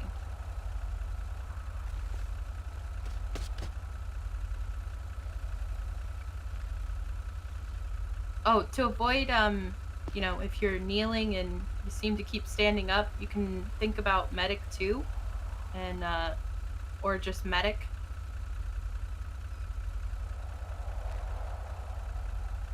Okay, how's her breathing? Breathing shallow. Okay, so she does have a pulse and she is breathing, which means we don't need to do CPR, we don't need to do chest compressions. Now, We definitely don't need to defib. You can see that she does have gunshot wounds, so what are we going to do about the gunshot wounds? Considering that some of them are through and through, we're going to have to pack it from both ends to stop the bleeding. Yes. Or my exactly. favorite. Pressure. Or my favorite is a quick clot. Yes, exactly. Yeah, that's actually really important. So if they've been shot and it is a through and through wound, you want to make sure you pack both sides. Because if you're packing one side and the other side is still open, guess what? They're still bleeding from somewhere and they need to, that also needs to be packed with pressure. You stuffed up. Basically. Okay. The only other thing that I would say in this situation you need to remember is, especially because she's been shot in the head, you don't want to move the body. Specifically because you don't know if she was also shot in the chest and it is a through and through. You don't know if her spine has been hit, which means, you know, if you move the body too much, you could paralyze her. So you want to keep her where she is until EMS arrives and they can go from there. As a result of that, would you prioritize the chest as it's, you know, it's closer to more vital organs? Would it go chest, head, leg? You can. Obviously, like, you can't see from here if, like, any organs have been hit. Since it is, like, closest to the heart and closest to the lungs, you can definitely prioritize that first. The nice thing about having other people here is you can work simultaneously. So one person goes for the chest, one person goes for the leg. I prioritize things that you could easily fix first, because like I can put pressure on the wound on the chest, but the leg bleed is gonna, like, with there being so many arteries in the legs, I would focus on the leg first because it would bleed out quicker. You get the bleeding under control and then focus on trying to pack the chest. Right. Yeah. Basically, yeah.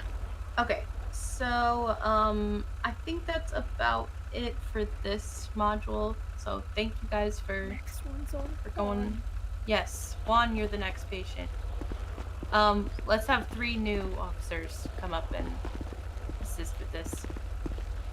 I did well. I did well. Sure did.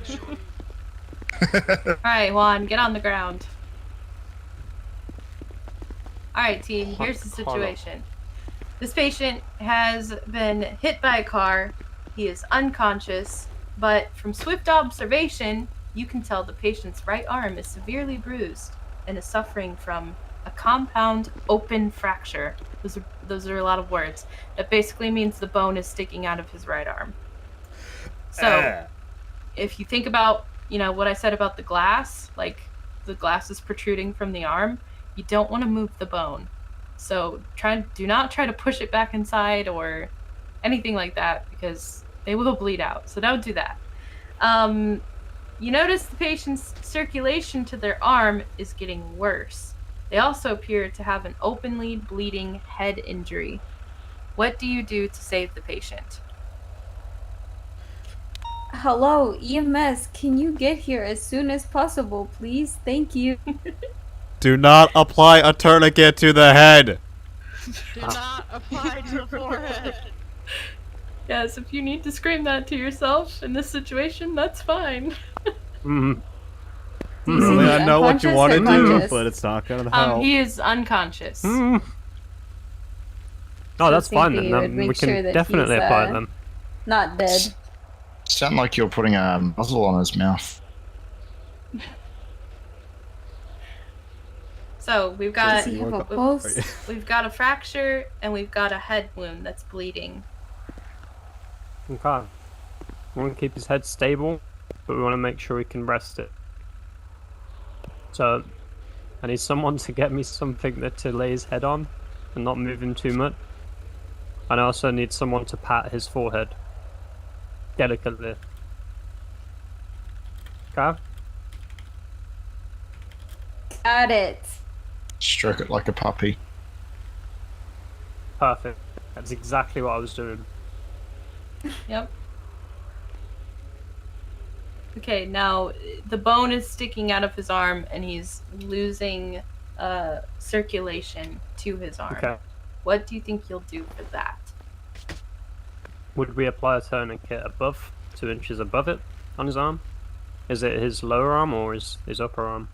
Well, he's already like losing circulation. So in this case, you don't really need to put a tourniquet because you're just going to cause take all of it from him. Yeah, you're just going to cause him to lose circulation more often. In this case, since the bone is protruding through the skin, you can put down pressure around the wound. Just try not to do it too hard because, it could worsen the break. Never try to set a break. Please don't do that because more often than not, if you try to do that, you're going to end up breaking more bones and it's just going to be it's going to be a wild day for this patient and EMS.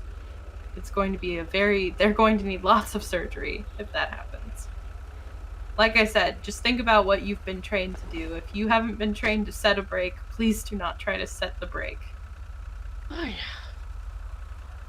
Okay, so we would just get as much. Yourself, to be honest. Yeah, just get as much pressure as we can around the arm. Yep, and then would like slightly lowering the arm, like lower than his chest area, would that be better for a bit more circulation? Obviously, if you could do it, if it was not going to disrupt the foreign object.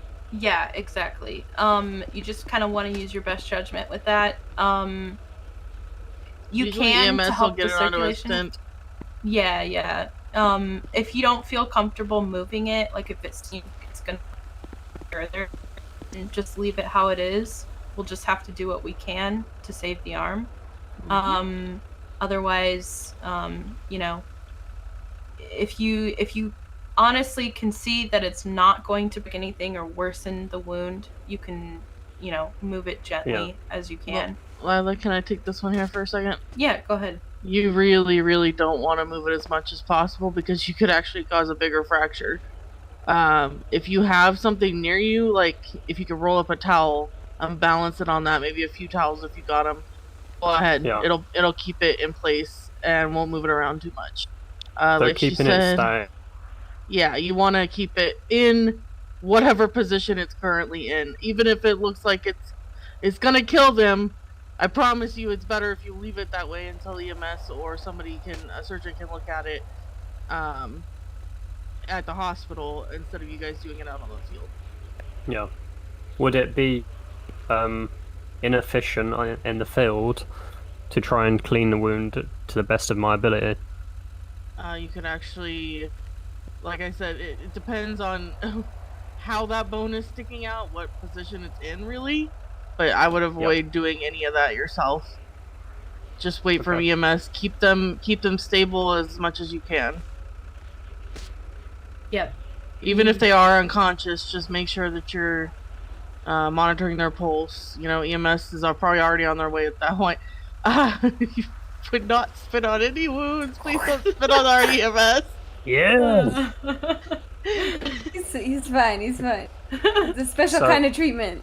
I mean, that's the new guy and all, but for things like that, we should definitely prioritize assessing and stabilizing as best as we can. Absolutely. Yep. Okay. And actually, prioritizing the head wound over the fracture is always the best choice. Because it has the more potential, like, lifelong damage. Yeah. Yep, exactly. So that was really good. Other than that, I think you guys did pretty good. Not too bad. You saved a life today. Good job, Troop. Still looks pretty dead. Yeah, that's just fun. That's our job done here. EMS You did talks about spit it. on him after all. Yay! That should make him feel alive. Okay, we have 2 more. Anybody that hasn't done one yet, feel free to come through. Oh, I didn't mean to jump Too far. Alright, Is it a hold on. choice? Oh my god, he shit Yeah, himself. I gotta do it. He fucking shit himself. Elisa's gonna take this one, Juan. I was gonna say, I don't know who my fucking dead person is, man. Yeah, I ran over by the gurney. Yep, Come on, she's right Ben. here. That is interesting. Hello. Oh my god, Okay. ma'am, are you okay? Alright, so... Stay alive. Stay Oh my alive. goodness. Get off Friendly, the grab the patient! straw. Get off the patient! Okay, so here's He's what we've grasping got. at straws with that one. Oh, no. I'm actually teaching PD and our new guy with this, but don't ever move a gurney out of the ambulance yourself. That is true. I've witnessed that firsthand. Alright, Lila, what's our scenario? Okay, so this one you guys might be able to relate to. You receive a call about a hostage situation, and when you arrive on scene, the hostage has been shot multiple times in the stomach. The patient is not conscious and not breathing upon immediate assessment. You are instructed to save the patient while your team clears the area. You also notice the patient's airway is compromised. So what do we do here? Okay. What do you mean by compromise? As in, like, there's stuff in her airway, or it's like... So let's say she's choking on blood in this situation because she's been shot in the stomach multiple times. Alright, my god. So first and foremost, we're gonna put her on the side, so that way we can get the blood out of her airway. Recovery position. Yup. We're gonna try to get as many bandages as we can to hold pressure on the gunshot wounds. If they're within close area, we're gonna take the big ass pad that we have, put it on there, and we're gonna hold as much pressure on it as possible, and call EMS. EMS. Exactly. Oh my god, she's been shot so many times in the stomach. She's bleeding in the throat. What do I do? There's blood all over my hands, man. Exactly. I'm nervous. I'm no doctor. Are you guys I've only coming? been minimally trained for this. I really am glad I'm not using a straw this time, though. We're gonna help you. Can you hear me? But no, in all seriousness, we'd go 01 or 0201. We've got a individual that's been shot multiple times in the stomach. She's also got blood in the airway. We got her in recovery position. We're putting pressure on the wounds. Can we get you guys here ASAP? Hell yeah, that's exactly what I like to hear. So you can also, obviously check for a pulse, and if she's not breathing and she does have a pulse, you can use CPR to try to restore respiratory function. If she doesn't have a pulse, obviously you want to try to do compressions first. So when you come across a gunshot victim or somebody that has open wounds that is currently bleeding, you should pack the wounds first or apply pressure on them first before you do chest compressions, if possible, because doing chest compressions can force blood will just go. Out. Yeah, so you want to make sure you pack those first before you do anything. But yeah, I call that spicy blood. Yeah. That's blood with It's a diseases sprinkler. in it. Oh no, the HIV That's that blood. Dane Underwood blood. That's what that is. No, this is just Latina blood. Oh, okay, gotcha. I've heard of HIV. What kind of stuff is HIV, and why is it in blood? Don't get it in your mouth. That is a whole other topic entirely. Don't spit shine that one. Hey, actually, that brings up a HIV. pretty good point. If we're dealing with blood, put on some gloves. We have gloves in our kits. Put gloves on. Do not You get the also blood have in your bags. mouth. You have Looks like evidence those two bags. officers came prepared. No. Also, Mo also came prepared. Oh, you I two. always come Jack Later, prepared. They're whatever in my your name kit, is. alright? I They're in my always kit. come That'd be true. prepared. These are 2 weeks old gloves, but they still work, right? Wow. I've had these pressured zones for like 8 months. Those are those Somebody Talon give me gloves, a clean man. pair. Sleep with them on. I need a clean pair. They smell like my cat's wet. Why are they kneecap. green now? What? Yeah, basically put as much pressure on the wounds as possible. Make sure that she's breathing. If she's not breathing, then we're gonna, start doing the CPRs. I'm actually very impressed about the I'm really happy that you put her on her side and like recognized like when you saw that she's choking on blood, rolling them on their side is the best thing you can do to get the blood to flow out of, her throat so that she can breathe again. Recovery position. Yep. If you don't know what the recovery position is, it's when you put them on their side, you put their arm over onto the ground, so you try to splay their arm out as far in front of them as possible, and then you bring their knees up closer to their chest. It's like the fetal position. Yep. Put on the side. All right, good work. This was a good one. I have one more training module for you all. This is whoever wants to go in on this one. If y'all want to do it, go ahead. Mila, do you actually want to present this one? I'll lay in the middle. Sure. Get on the ground. All right. That was aggressive, Mila. Get on the ground. To be aggressive. Get on the ground! I missed that part. Are you being the bad guy? Oh no, not being the bad guy. If you don't get on the ground, then I will shoot you. No, I will not shoot anybody, okay? I will Jesus. taser instead. I might. So, a patient calls 911 frantic because she just escaped from being held captive. When you arrive on scene, you notice she has deep lacerations on her legs and back. The patient is very emotional, clearly in shock due to severe trauma. Appears very malnourished and has possibly been drugged. EMS is not able to respond right away and the patient is bleeding steadily from the wounds. You can make the assumption that the patient is only conscious due to an adrenaline spike, so how would you handle care for this patient?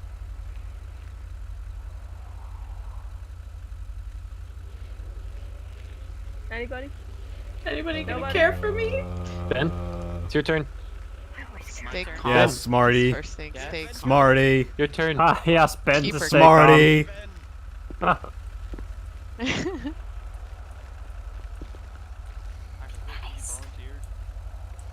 I got appointed. Same thing. So how would you Fine, handle told. the patient's care? Well, first, like all situations, check the scene and make sure it's safe to approach. Absolutely. And then if I deemed it safe to approach, like it's not the middle of a highway where I'm liable to get hung up by cars, I would come up and then I would assess the patient or the subject or however you want to phrase it. And then I would see what was wrong, and then real quick, I got distracted for a second. Can I be refreshed what particular first aid thing this is real quick? Yeah, so a patient called 911 because she was frantic, she was being held captive, she has deep lacerations on her legs and back, and she's clearly in shock due to some severe trauma, very malnourished, possibly has been drugged, and EMS is not able to respond right away, but the patient is bleeding steadily from the wounds. Oh, okay. Alright, so I'd be something like I'd grab bandages and bring them with me. And I'd be like, Miss, are you okay there? Yes, Miss? approaching a patient calmly that's been through a trauma is very important. Well, hello? Are you okay? Well, I'm gonna come over there and I'm I'm gonna put this these band-aids on your lacerations there. That way we can stop the bleeding, and then we can figure out where we go from there. But don't want you bleeding out here in the middle of the forest. Okay, it's gonna be okay. But we gotta get this get these bandages on. I'm feeling Oh reassured no, right it's gonna be okay. Here, if you don't want to, you can do it yourself. Sometimes sharing personal details about yourself with a traumatized patient makes them feel better and more likely to trust you, like telling them your name, maybe what you do for a living, just random things, like if you got some pets, just to make them feel more comfortable with you. Hello, That's very I'm very Officer true. Brindley I do that a Brinson. lot. I sometimes shave my quadriceps. Jesus Christ. And by sometimes he means every Okay. day. But yeah, and then, you know, whenever the patient is calm and little, you would want to apply pressure to the wounds until EMS is able to arrive. Yeah. Something else you can do if somebody's really like just unresponsive and is not really showing any signs of like understanding. Basically you can ask them if it's okay that you dress their wounds before before you even touch them. Initiating physical contact with somebody that has been held captive or gone through some sort of trauma can be triggering for people. So they might react violently. They could react, in a way that you won't understand how to, you just don't know how to approach that situation. So it's best to kind of like put the reins in their hands and just kind of, is it okay if I pack your wounds? You're bleeding a little bit. I just want to help you. It's all about like reassuring them, especially if they're in like a state of shock or trauma to the point where they can't speak. Does that make sense to everybody? A good way to like, instead of initiating immediate physical contact, because you don't know really how people are going to react, you might maybe just ask if you can check their pupils really quick. You just want to check their eyes, see if that's a good way to see if they've been drugged. If they have like dilated pupils, that could be an indication that they were under the use of substances recently. They could have been drugged, they could have been using drugs, you don't know. And in that case, it's best to approach cautiously, because people who have drugs in their system may react violently. I'm sure you all have come across somebody that's been, on meth or cocaine or something, and they've reacted just super wild and irrational and Muff. Preach. Yeah, so otherwise in this case, if you can dress their wounds as you can and get them to the hospital as soon as possible. Another thing you can do when you're trying to reassure them, just you can say things like, you're safe now, I've got you, I'm not going to leave your side, can you tell me what happened to you? Just to get them talking, especially if they've undergone like severe trauma or like they've suffered physical wounds that have left them in a state of shock. Getting them to talk about it might actually help them. Like I was talking about earlier, reassuring someone can slow their heart rate down and in turn basically save their life because they're continuing to get oxygen to the rest of their body. So all situations like this are kind of difficult to go about, but just, use your best judgment as always. When in doubt, just, approach cautiously and reassure them as best as you can. Also in these situations, like in this case, the patient is malnourished. What I recommend is offering water when you have it instead of food right away. The only reason I say like don't give them food right away is because if this is like a crime, EMS is going to want to draw blood from them to make sure, you know, if they've been drugged, we'll be able to see it. If you give them something to eat, it might mess with the blood labs and it won't come back accurate. So And also make them sick if they haven't eaten in a long time. exactly, like if you decide to give them a cheeseburger after they haven't eaten for like 2 weeks, you know, they're probably going to be really sick from that food. So you can offer them water, just please don't offer them food right away. You can reassure them that they'll get food, you know, once they've been looked over. Other than that, yeah, that's all we had for the training modules. Just as kind of a little fun thing to end the little class we had. We were gonna do like a foot race between EMS and BCSO and SASP. So I hope you all go to the gym regularly because I won. Where should we run to? Oh my god, we could just do like a whole lap around the... Oh, I am not doing a whole lap around We this. could just do a one run down to the end. Okay, we're gonna run down to the end of the hangar. End of Wait, the what? we got... Wait. I reckon we should run down the end here. Back here. We're running down to the end of the hangar. We should Let all him use his start, energy up. We should all start at the, everybody line up on this yellow line. We'll run to the end of the hangar, and whoever gets there first, you get bragging rights, I guess. Whoopee. 2, 1, go. What? No, come on. She's such a cheater. What happened to the grenade rule? Wait, everybody go back. John gets. Oh my God, it's John not my fault that you guys loses are slow. points. John loses points. Even on the line yet, bro. John loses points. No. Hold up, well, I need to catch his breath. Also, Ben, why are you shirtless? To save weight, I'm tossing my clothes off. Yeah, Aaron. Jesus Christ.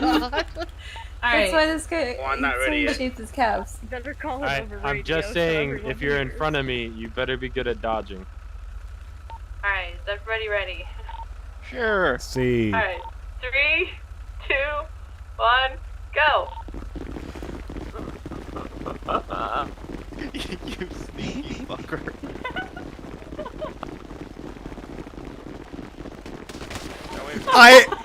How dare you!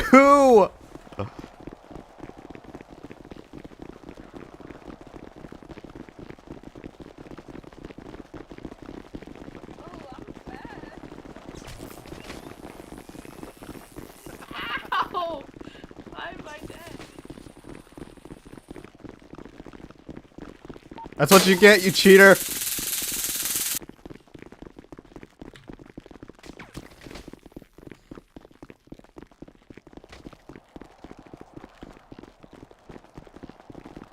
I win. Who won? I won. We go back now. Wait, did I say to the end of the hangar? I meant the flagpoles down here. What? I don't even know. He's lying. How are we supposed? Okay, I'm a.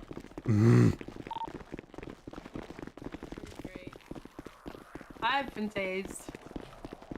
You be nice to your EMS. You I will lose keep because you your cheated. Hey, I won. You cheated. Yeah, I won. You cheated, so you lose. Stop tasing each other. You wanna know the worst part? What you get, Oh no, you my cheater. pacemaker. My pacemaker. Holy fuck, I'm so dead. Yes, are you okay? Stop tasing each other. Tasers are not. I can taste you up. Chill out, are ladies. not I will. I'm taken away.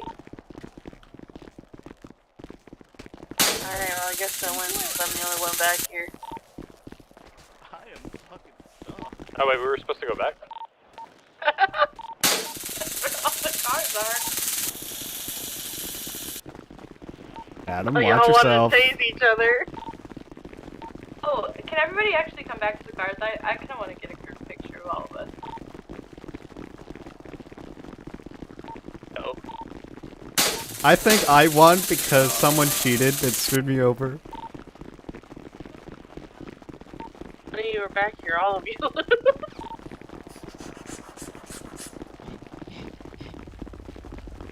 watching you tase each other.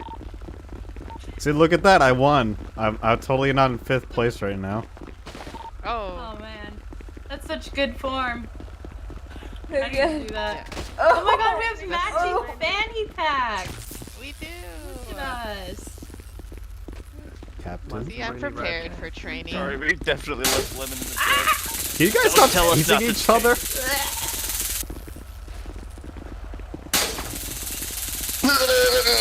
Why am I down for so long? Play. It's horrible. Oh, my pacemaker. Clear the scene, people. We have an injury. Alright, There we go. everybody line up in front of the ambulance. You put me down. You can't Hello. carry me while in handcuffs. I mean, I can't walk. They're just ankle. All right, who did it? Who did it? Next person who tases gets the beanbag. Alright, everybody. Oh my god! Who did it? Who did it? Alright, no Who more, did no more it? tasers. Who did it? Who did it? Who did it? It's her. She has the taser in her hand. Well, it was her. was. I watched you do it. Everybody in front of the ambulances. myself. Wait, Dang in it, wrong front or person. behind? In front I'm of. present. All right, We're chill gonna out. take Chill one out. Chill out. Chill out. Chill out. serious. We're Chill gonna out. do Alright. one serious photo and Let's one take- crazy photo. Let's take Wait, a photo. is this not the front of the ambulance? I feel Yeah, like that this is the front. Oh my god! Come to the back of the ambulances. I hate you Should have all. said the back. Oh my I god. said the front or the back. You didn't listen. You gotta I'm listen. I'm gonna whack you with the chancla. Con la chancla. Ooh, pizza. I like Okay, somebody should really like get down in front and just like lay down, like just be the main character. It's me. Hey, Brinley, None of which you. one is the one Go that I'm away. thinking of? You know. Ah. This one. What? Wait, it's something thought. It's Neil Thought. No. Oh yes, this is. Whoever's on the left side, can you Oh, please God. Neil Thought? Oh wait, I don't know if he can do it twice. Like I don't know. That's good enough. This bunch of sexy mother lovers. Shot. Okay, everybody just stay still. Oh my god, Elisa, you are in Brindley's lap right now. Hey yo, that's where I want to be. Right there on the Yo. bum bag.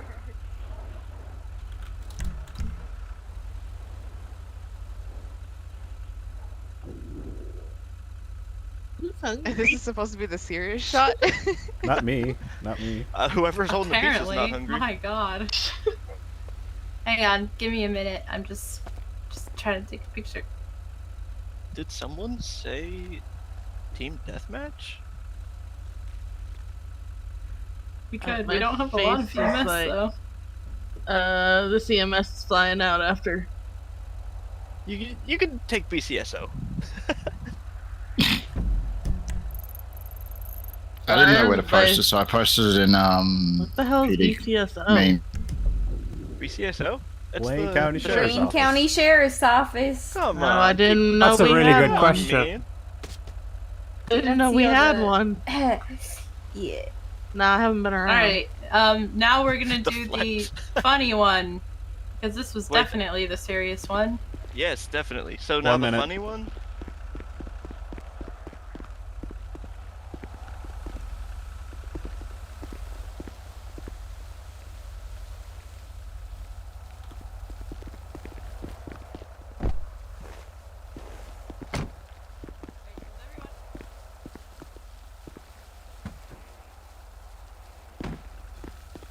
Dang it, I can't get it.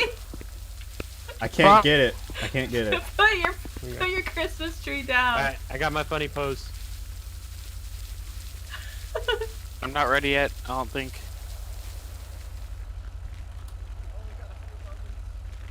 Wait, where's Let me know when you take the picture. Razor Blade? Let me know when you take the picture.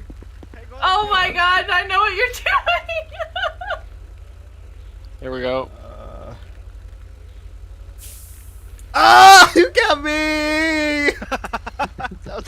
Mike, No, my camera phone screen. Hold on, let me unmace everybody. Hang on. Should be good in a little bit. Hold on. I don't know who would have done such a thing. There we go. Oh, thank you. Is everybody feeling better? I can't Okay, find my back in bunny your funny ears. poses. I can't do uwu police. Just think about uwu.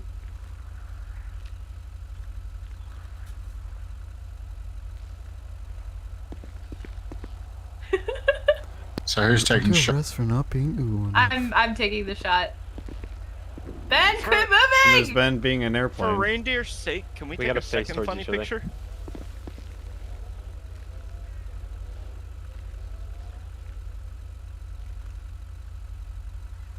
Oh my god, sir, I'm so sorry I pulled you over, but you were speeding a little fast back there. Would it be okay if I got your license, registration, proof of insurance, uwu? Yes, I consent. What is happening? Yeah, Is the it bad next that I person wanna I'm get pulling arrested over. now? Yeah, the next person I'm pulling over, I'm walking up to the car.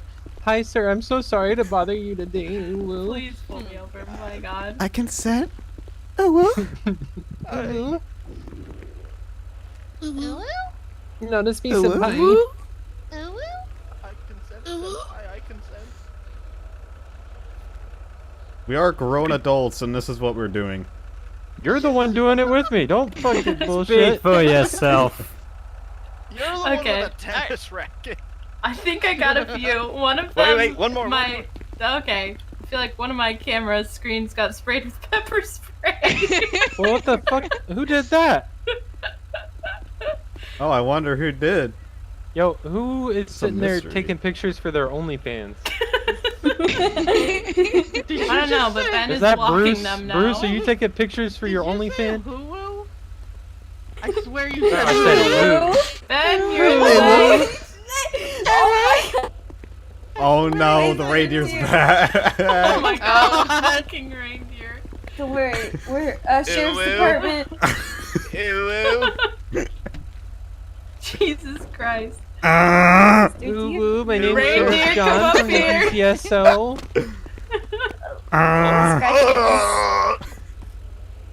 She put her hand in places reindeers That is don't the belong. that is the best Give him thing. a little scratch. Hold on, here, reindeer. You just wait right there, okay? Yep. This is beautiful. What is this? Uwu, you know you're not supposed to be on a military installation this year. Holy hell! What? I don't One of even- you does not have legs. What are you doing? Oh my god! Oh god! You don't know what you've done. Oh my god! The dog's gonna eat Ben. This is what you deserve, Ben. This is I will karma not for shoot your the dog. actions. Oh no. This is karma for your actions, Ben. Why are you? Why are you? Oh no, he's abandoned? attacking me now. Oh no, no. The dog's after me now. And there's a random pigeon in the middle of the road. Blade, control your dog. Wow. Ha! Oh my God. Try and get up here. Guys, we need to have an EMS and PD dance battle.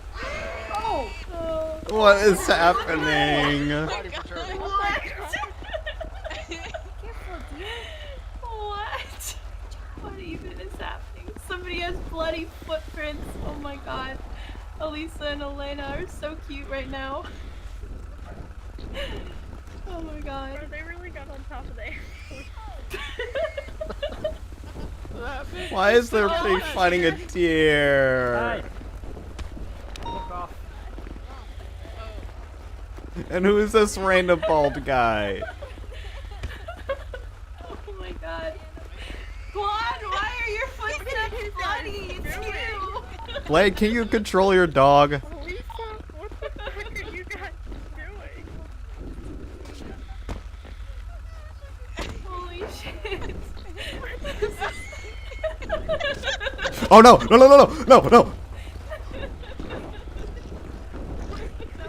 is happening here? Would you like to join Blade, control your dog. I like how Mila is actually doing EMS work. He's gotta do it, bro. Holy shit. Alright, everybody ready to get on duty? Yes. Let's go fucking patrol. Come on, Mo. Yeah, Oh what's my up, God. bro, dear? Lila, thank you for the fan. We really do. Yeah. Thank you. It was really fun. This was Hell yeah. great. Yeah, a Well- round of applause, please, to EMS. Nope. That's not what I wanted to do. please. Yes. My That's what I babes. wanted to Round do. up. Show some appreciation. I got him. I got him. Thank you, EMS. Oh God. Blade, Yeah, thank control you, your EMS. dog. Wonderful. He wants to kill me. 3, 4, 5, 6, 7 cops on duty. Let's go. 8 Yes. cops on duty. Let's keep that up. 8 And cops. only- Let's go. Only one died. Yep. Oh God! Jesus, I thought he was about to run us all Back over. on duty. Oh God. Alright, Hello. resume normal life functions. Thank you, Lila. We're gonna swap back over to Radio 1. Awesome. You guys are great. Oh, Christmas Bye, tree. Sprite! Thank you. That is My a very large appreciation. weed plant. It's Christmas tree, Mr. Yeah, Yeah. I'm gonna put this extra away. Blade, get your butt over here and control your dog. Specialty license to be able to grow that large of a plant. I don't know what you're talking about. Break it, boy. All right, Juan. Let's go. You're driving. I'm gonna drive again. Oh, actually, hang on. Let me put the EMS stuff away. 1 second. Here, I got you. Yeah.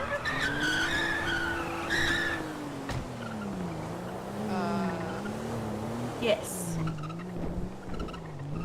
So you're gonna do the thing right first. I'm going back to Pillbox really quick to 3. just talk to these Alright, guys. let's get on duty. And, yeah, I think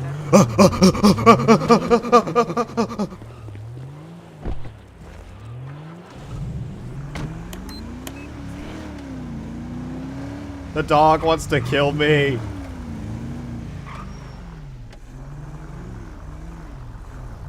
Let's get you someone to jump in with.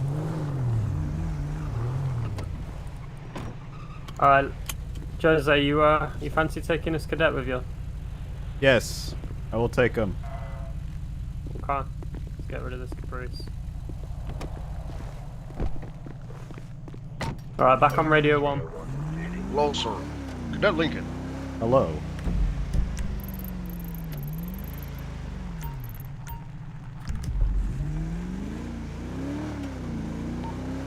Welcome aboard. 02301, can you meet me at the Pluto station, please? Can I get all sheriffs up to the Pluto station, actually? Yeah. 01-130, back on radio.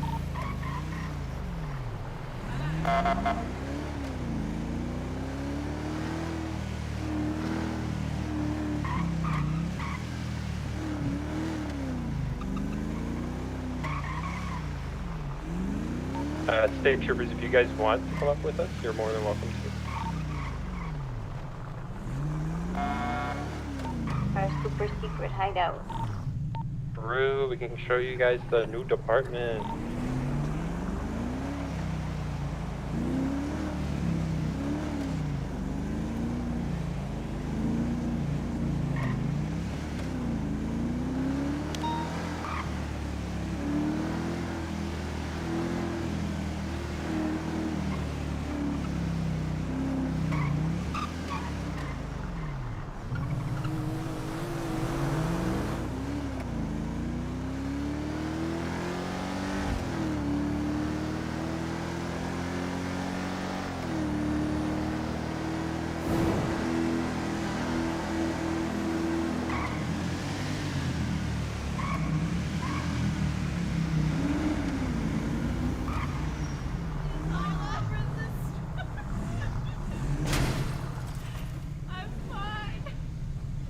What happened?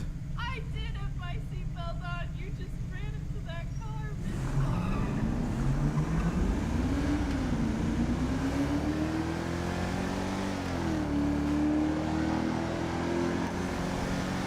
name was Ortega, correct? Yep, that's it. Would you mind at some point if I could drive? That way, maybe you could train me on the way the car works, and you could verify my I can definitely do that. driving credentials.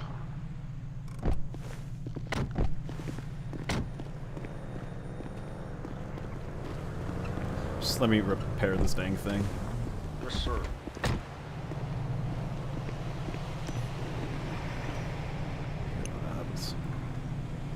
There we go.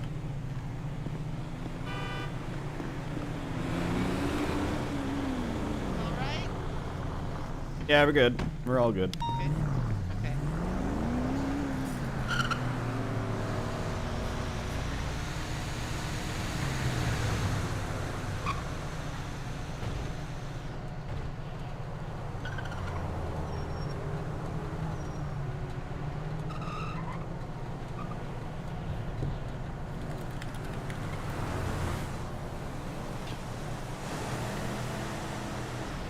Don't worry, Ortega. I'm protecting us with this cone. Yes, it is a beautiful cone and it will help us all. Okay, it's okay. Alright. How do I pick it up? You just think about your F1 menu and then objects, then move objects. Well, in your work menu.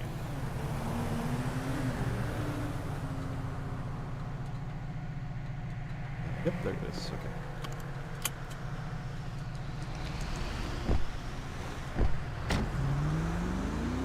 Alright. Okay, so all that you need to do in order to work this thing is, first of all, is flex your F5 muscle to bring up a little menu. Should I pull over? If you want to, but yeah, I highly recommend it. And what was that muscle you said? F5. You should now have access to a remote inside the car. Brenderson. Nothing. 10-9. Nothing changes when I. Brenderson around. You. I do see like a siren say horn. yes. I'm not thing. sure. He might be busy right this moment. Yeah, that's. Let me give him a call and see.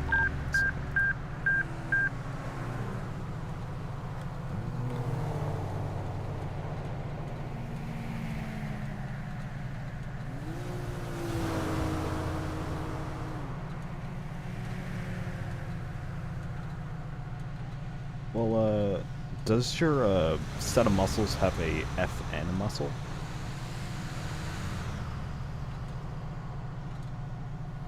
That's the only exclamation I have. Hurry up, Todd. Gee, let's drive like a sheriff. Almost there, mate.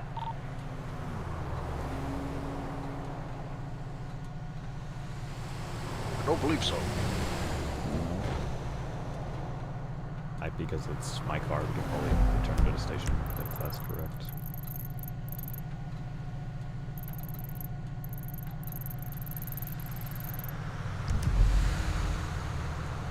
You could probably return back to the station and figure that out. Alright.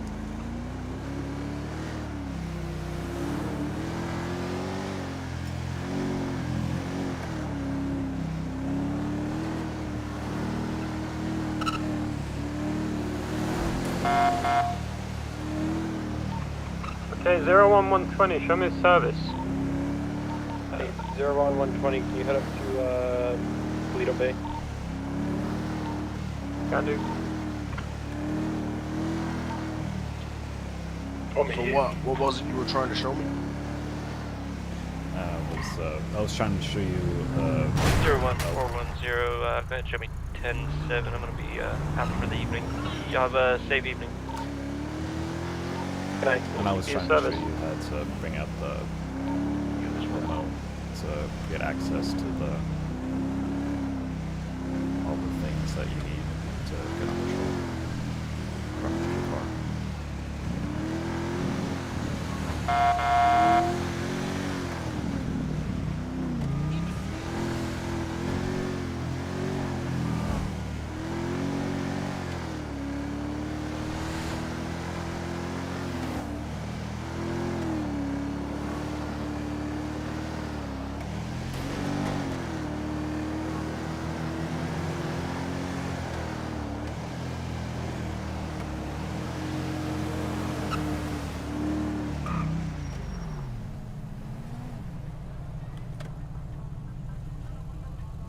We headed back to station. Yeah, we're heading back to station. It should happen. It should be set on a waypoint.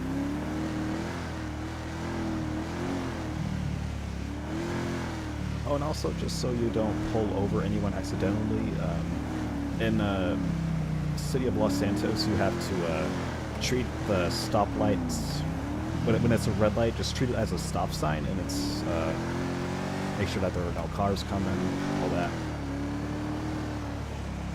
Alright. So if you see anyone go through a stop sign when a car was stopped before, that's one.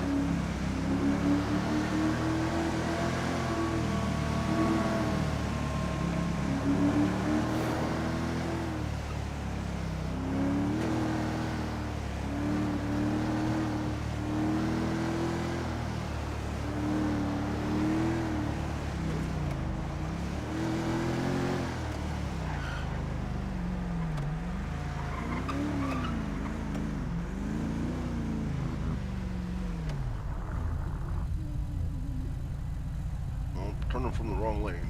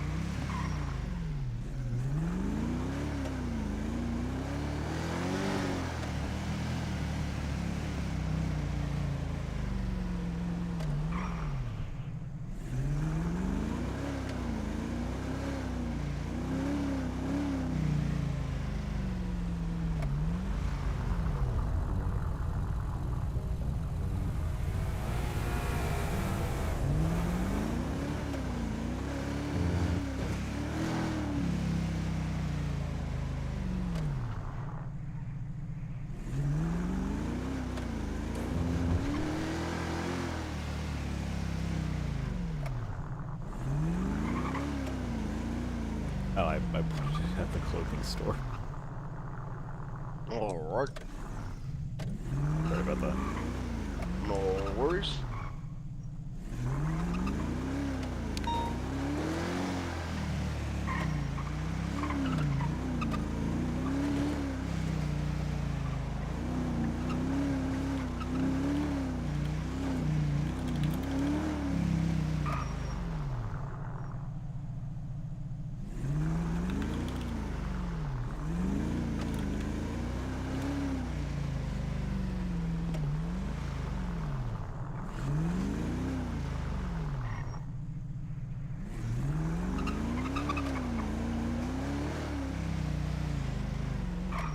Uh, 0201 to all stations this net. Please congratulate Mr. Roy Todd on his promotion from cadet to deputy within the BCSO. Woo! Congratulations. Congratulations.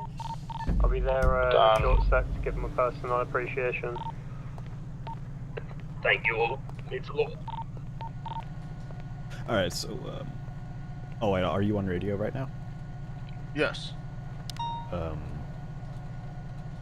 Oh, yes, you are. Okay. See your name. Alright, so if you'll just head over to the garage, which is on the right. Little gateway.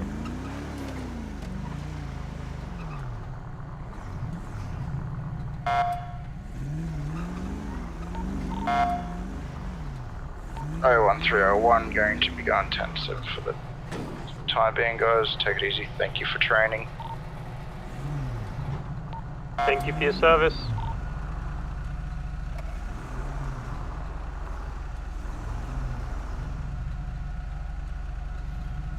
If you could just go in one of the parking spaces over there and see if I can...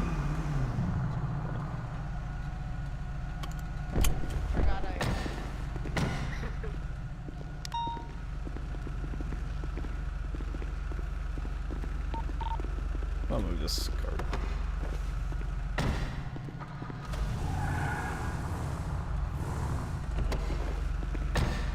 Alright, if you'll just spawn your own vehicle from the little area.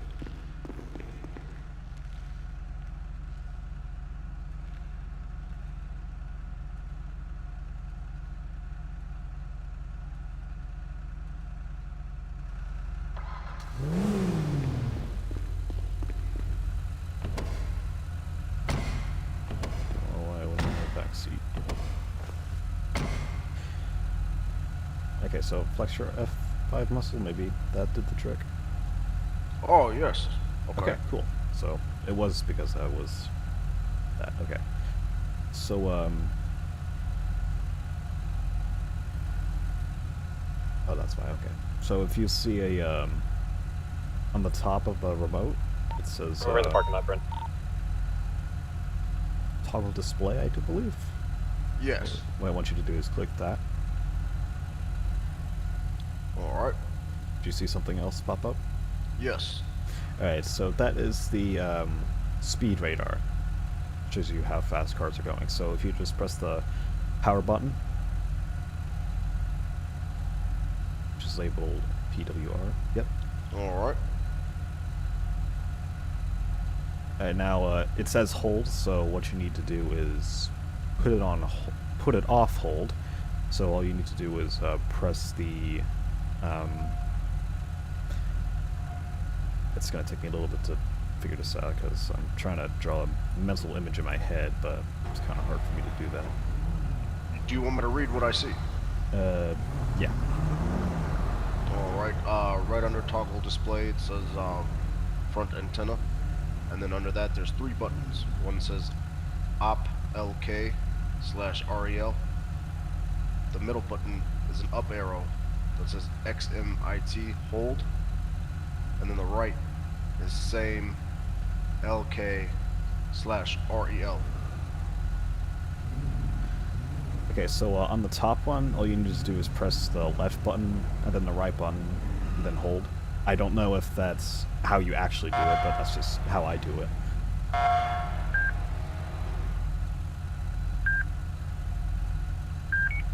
Yep, and you just do it on the same one, the one on the bottom. Okay, cool. Alright, if you are looking at the remote right now, what I want you to do now is press plate reader or plate display. Alright. So those are going to be the plates that are going to be displayed once you go in front of a vehicle or behind a vehicle.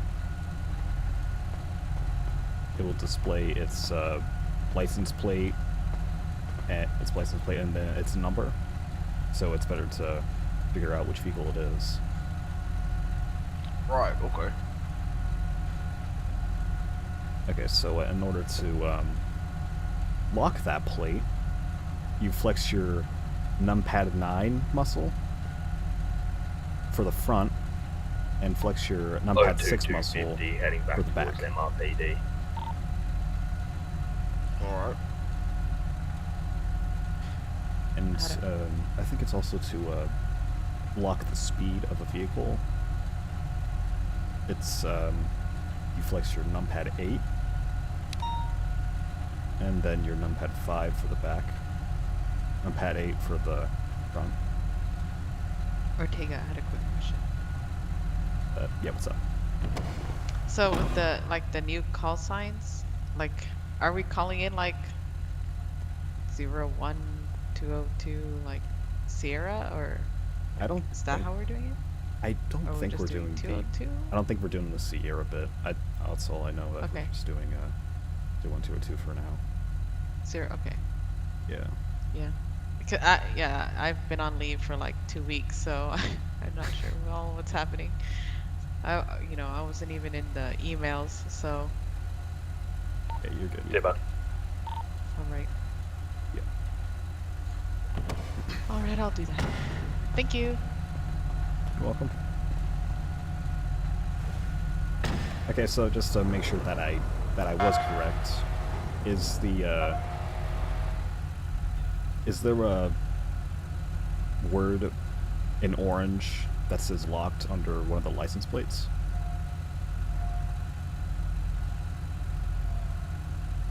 On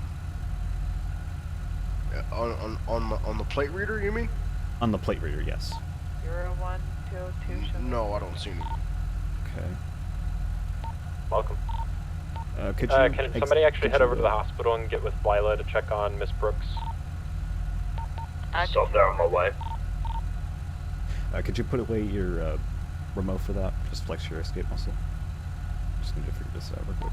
Don't forget that there is currently a follow out for Miss Carmen Juarez, so if you guys see any tweets from her or see anything about her or hear anything, let me know. Yes, sir.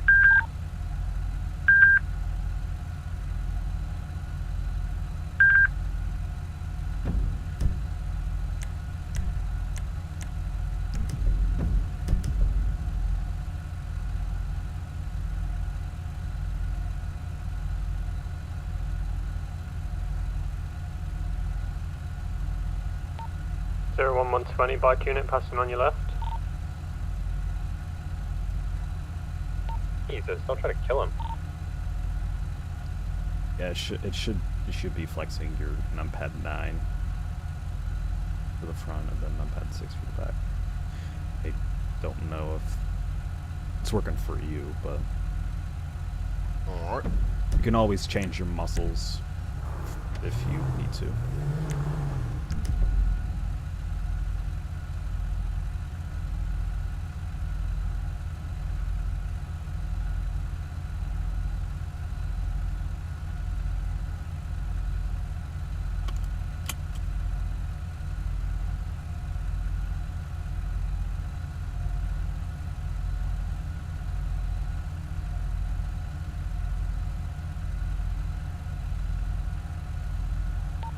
Is at the hospital. I'm waiting to speak to Dr. Style. Okay.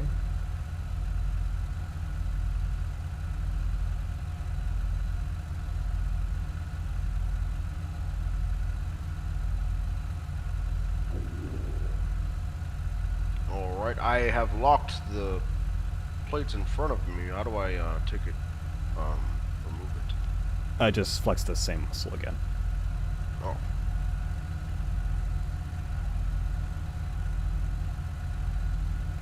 And when the speed reader shows a speed, you can lock it down by flexing your numpad 8 or your numpad 5.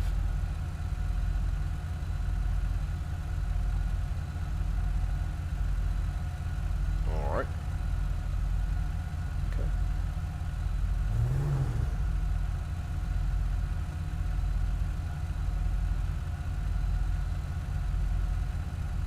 Anything else you'd like to show me? For the vehicle, no. But, well, I mean, at least that. I got all eyes on me right now, so that's kind of nerve-wracking. Alright, so, actually, if you step out of the car real quick, if you will check the trunk back here, you'll see a few items that you'll get. Oh. So yeah, as far as I remember, you Mo, got toss your body some, cam on too. You got some. Oh, hold on. Got some repair kits, body armor, evidence bags. I think lockpicks in there as well. But no lockpicks. No lockpicks, Yeah, everything else you said was in there. Yep.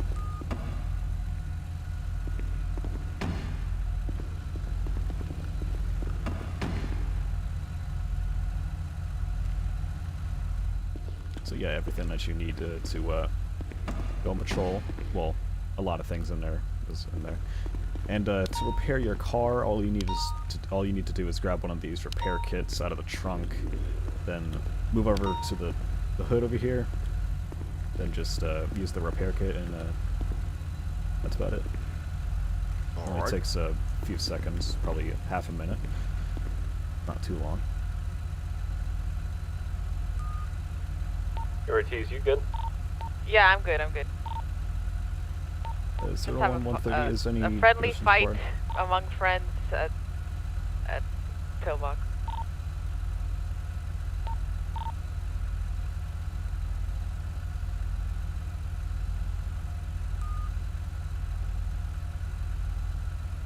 So yeah, that's everything that's a part of the vehicle.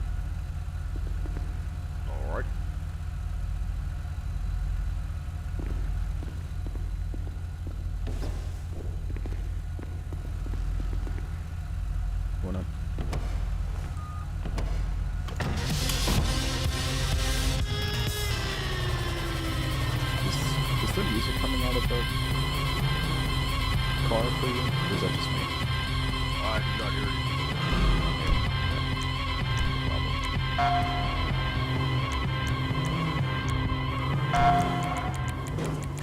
There we go, fix that.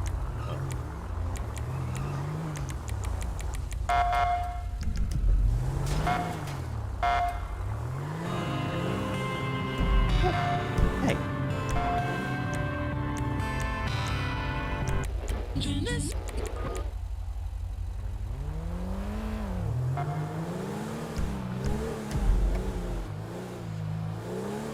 Is 013 any additionals required?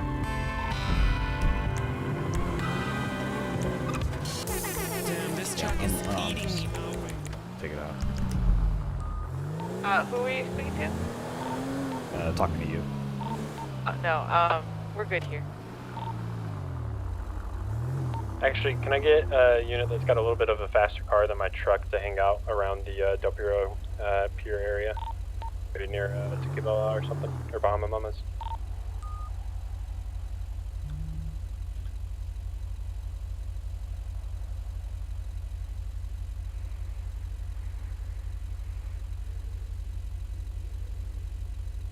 Could probably use my charger. Alright. Should I take us back?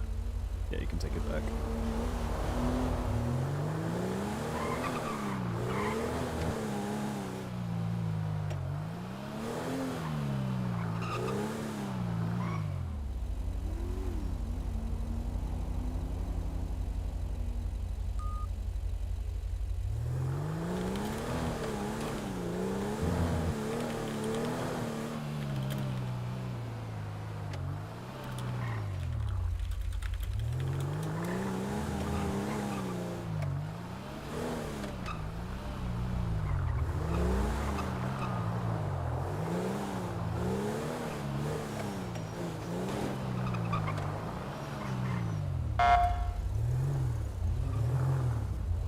Sometimes it wants to activate on the left. I don't know why.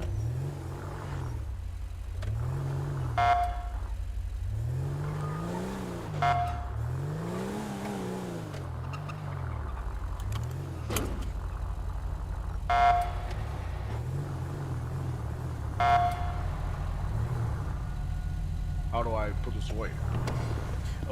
Oh, you just put it over there and then just flex your D muscle.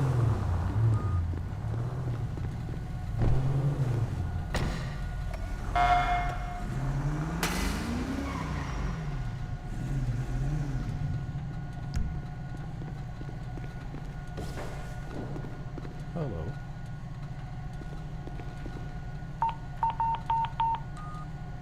Oh, that's not good. We got units responding. We have Brenderson and I are here. Everything good? Yeah, one EMS down. EMS over here though.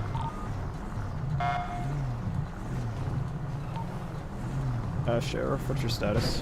What's your postal? I'm over at 8002. They are at Pillbox. Okay, 10-4, 100. I'm positioning over by Bahama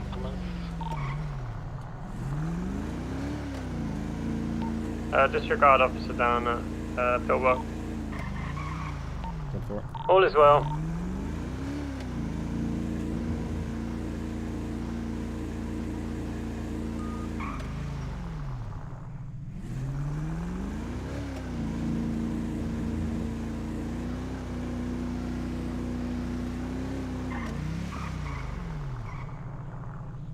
Oh, and also for cruise control, if you want that, all you need to do is flex your Y muscle once you have the speed that you want.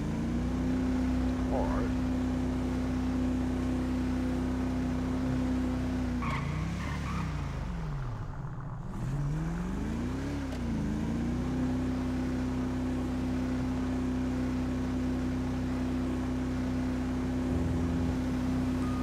How do you enjoy this occupation? I'm sorry. How do you enjoy this? Being a cop. I'm sorry, one more time. I was just asking if you enjoy your job. If you enjoy being a cop. I'd say I enjoy my job.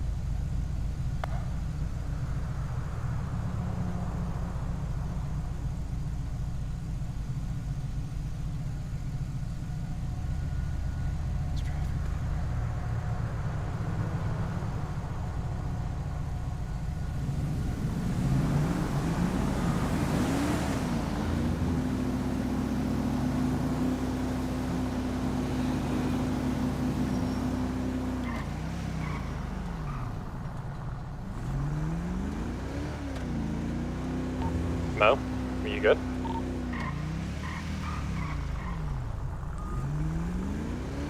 Be advised, I've got a officer's tracker that just went off. Her last location. She's over at the pier, I see her.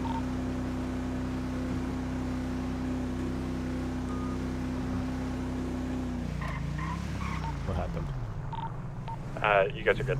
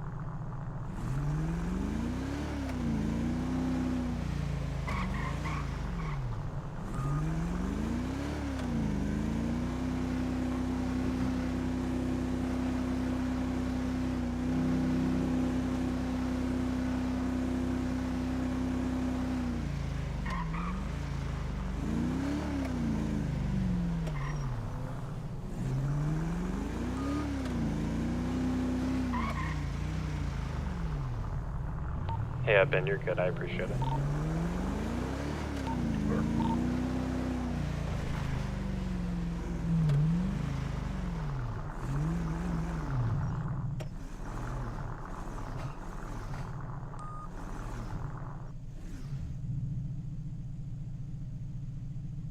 Zero 130 position myself over at postal 7259.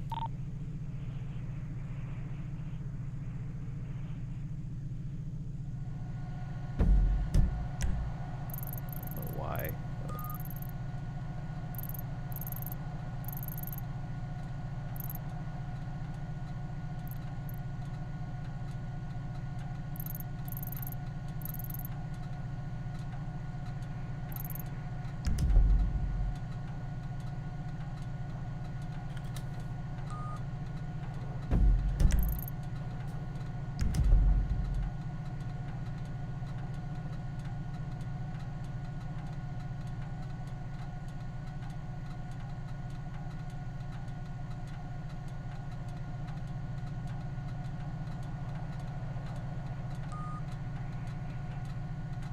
Unfortunately, I'm going to have to go off duty.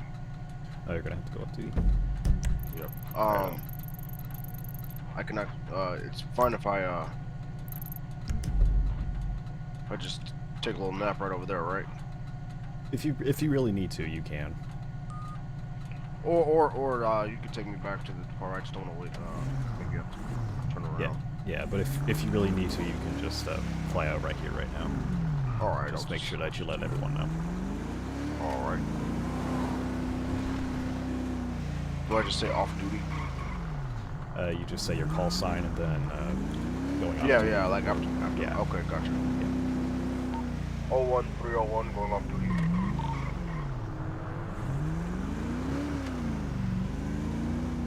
Alright. So run 130, going to MRPD to drop Lincoln off.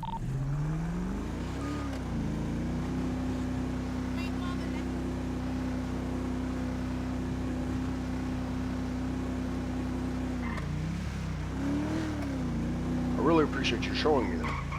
You're welcome. Quite informative.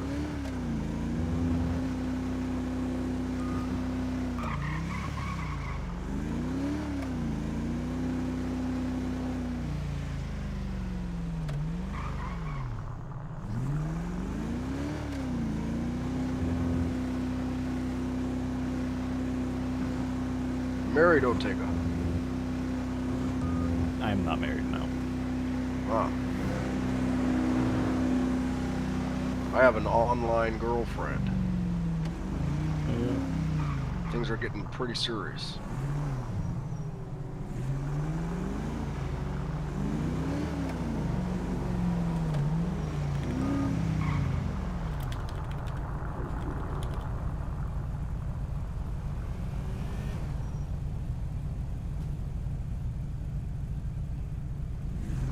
Yeah. Met her not too long ago. We mostly talk on Snapchat and PayPal. She's working her way through college, you know. PayPal. Yeah. You haven't seen her face before, and not a video or anything. Well, she's sent me pictures before. She's quite the chameleon. Sometimes she, you know, she has black hair. Sometimes she has, you know, blonde hair. You know, she likes to change it up. She needs quite a lot of help financially. So it's one of the reasons I became an officer. I can help. Well, I don't want to burst your bubble or anything, but you know, people that you may meet online may not be whoever you think they are. Because this is actually quite common for scams. Oh no! Trust me. She said she's loved me. So. Like Not in voice though. Not in voice though. But you're welcome. No. So she texted it to me. But, yeah, but you know, well, it's try to get a video from her, okay? Oh, all right. A video to tell her like I'll a certain try. line or something. Oh, okay. Yeah. If she wants, you know, she says we got to take things slow, you know. So. Yeah. I gotta help her through college, and you know. So, but like I said, it's getting pretty serious. Yeah. All right. Well, have a great night. Thank you for the help with the training. You're welcome, and you too.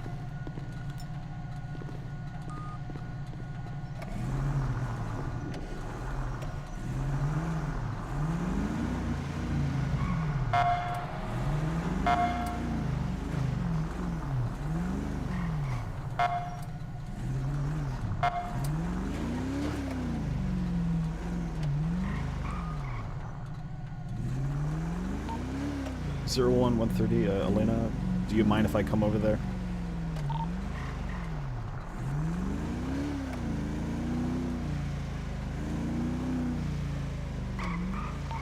Sorry, repeat. Do you mind if I come over to Pillbox? Go for it. Okay, 10-4.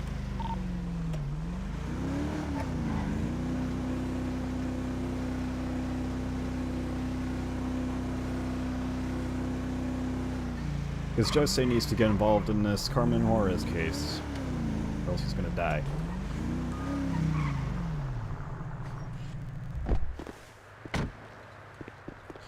Rowan 130 arrived. This, by the way. Look at the local. There we go. Look at him. Jesus Christ. Hey, Mac. There you go. I don't know who I gave that to, but you're welcome. It's beautiful, honestly. Best ever. Stop that. Yes! The freaking razor blade gave me. Oh god. Put those down. There you go. It was actually a really good photo.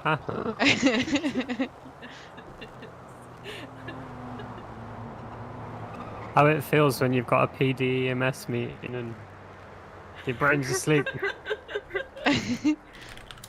Yeah, you can have that one back.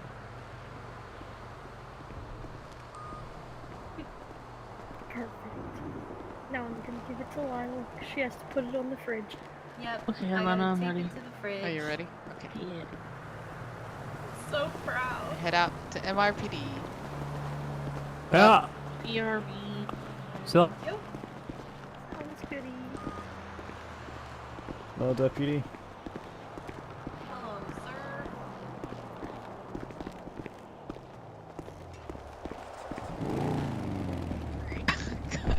Well, I mean, it was like a EMS down, so Yeah. kind of important. She got a lot of SpongeBob band-aids, so she's good now.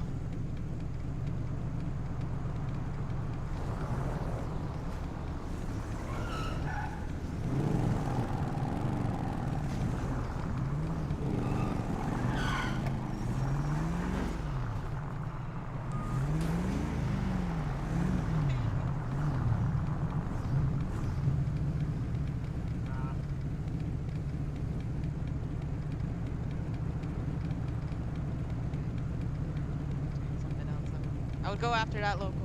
How dare they? Baby, he thought he smacked his butt and then he had to go. Did I smack his butt in your eyes? Yeah. Oh. And not in my eyes. What?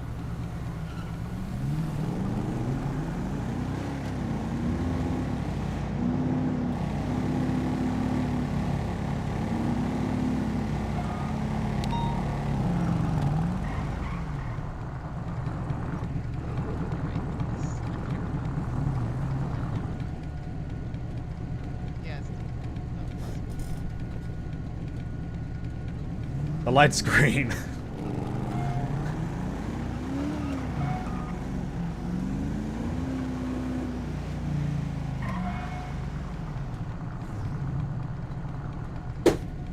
Ow.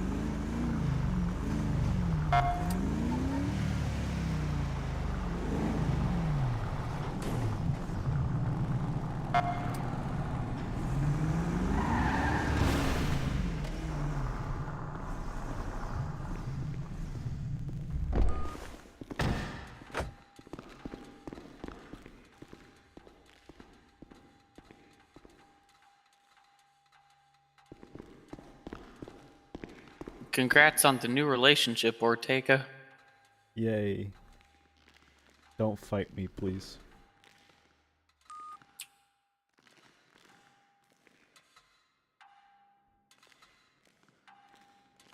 It looked Mac. like you were about to punt. Oh, that.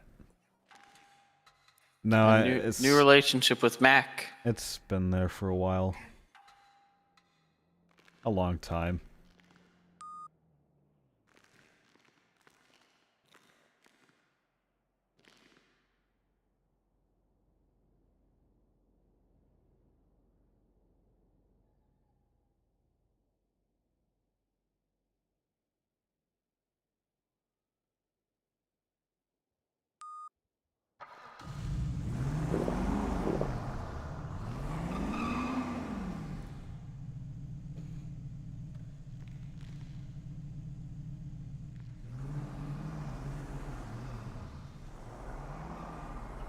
We're breaking out the undercovers. I guess.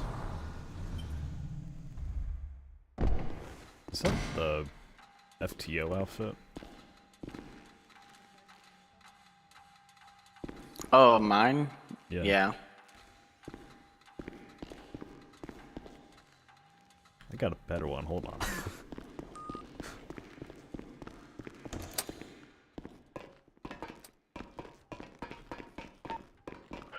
Sheriff Lemon, I stopped over by Pillbox to talk to Dr. Styles for that medical report. James Gotcha. Bond Did you put it in the Senior. report already?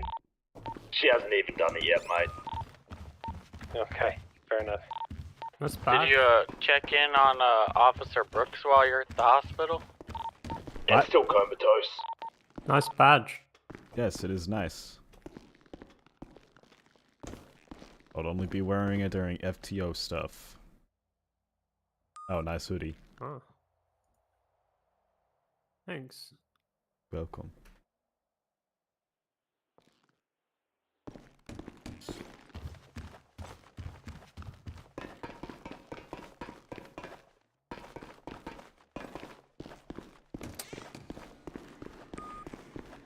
Bam, way better. It got a whistle.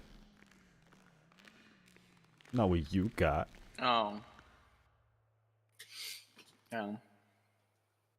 This is just like a training uniform, you know? Mm-hmm. It's not meant to be like a drill instructor thing. It's just, it's like sweats and stuff.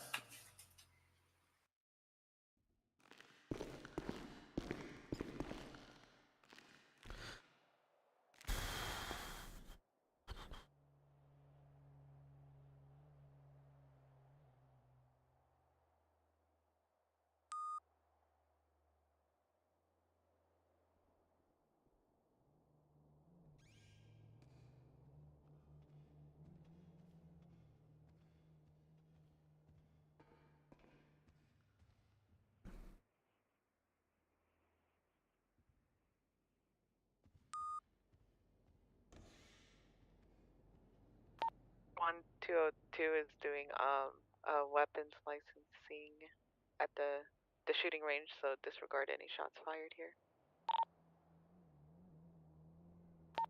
Roger, Dodger.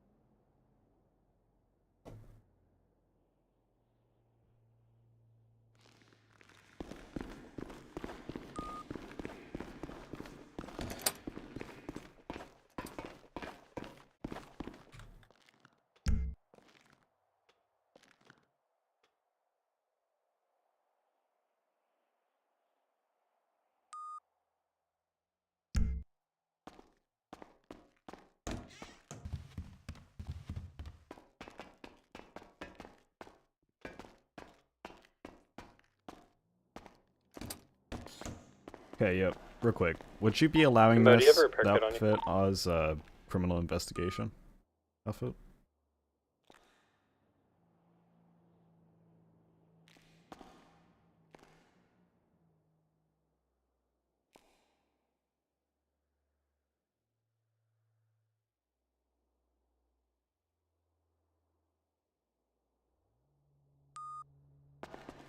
I guess he's in his head.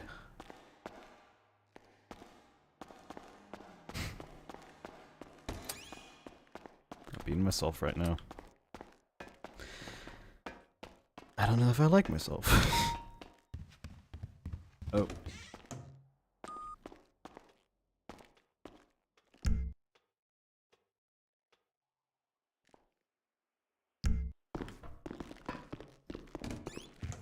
01-130 responding to fire in progress.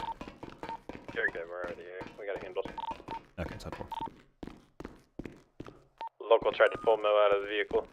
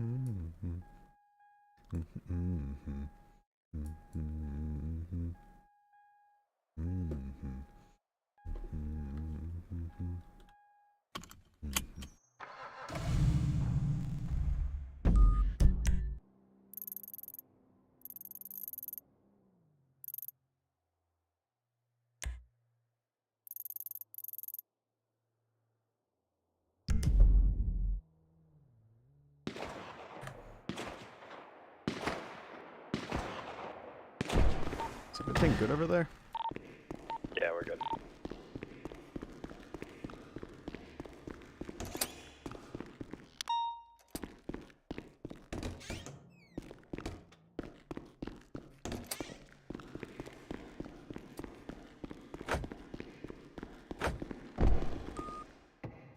So we're only on 103 responding to a reckless driving call.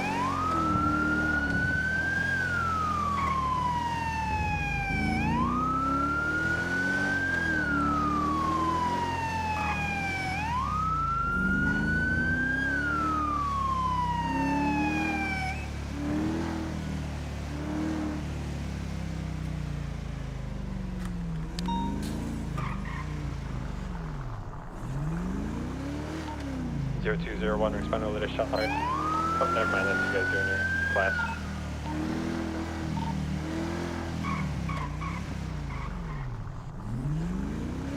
So we're on 130, no sight of suspect at this time. Returning back control statewide.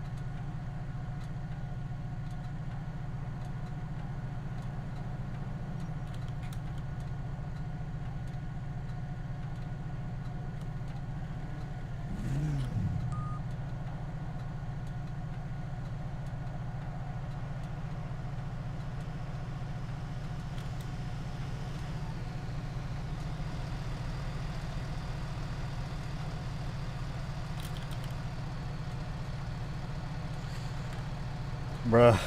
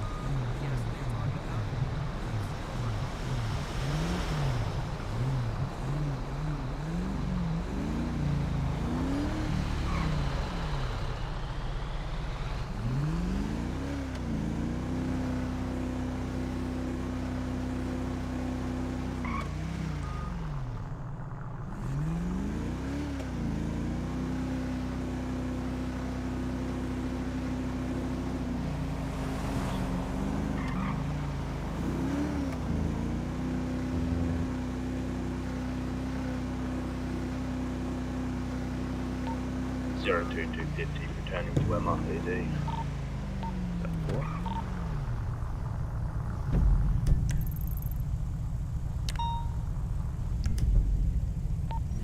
Zero 130 responding to reckless driving call.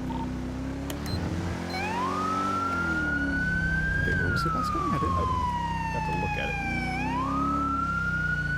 Westbound, yes. This way.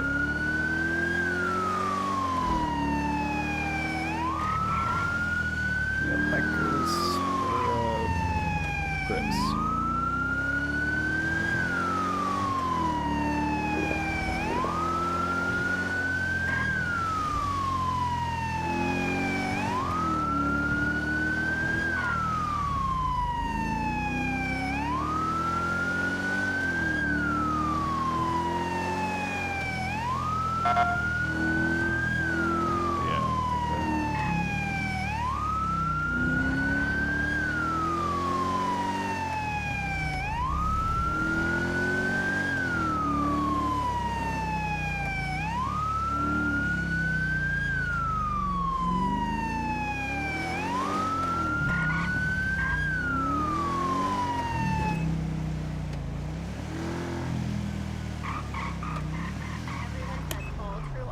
Dead, but that's bullshit.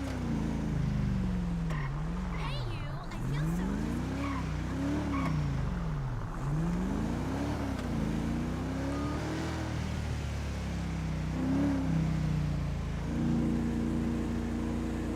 Zero 130, suspect has not been sighted. Turning back patrol statewide. Wow, great car.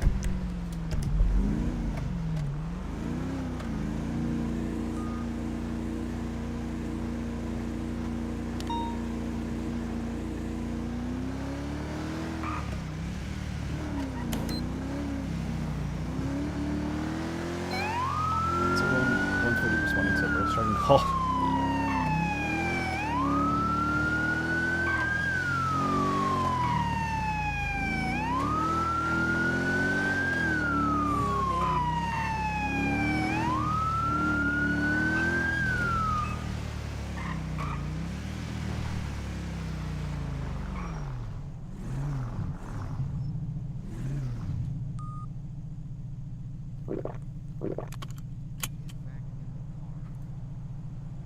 What's going on?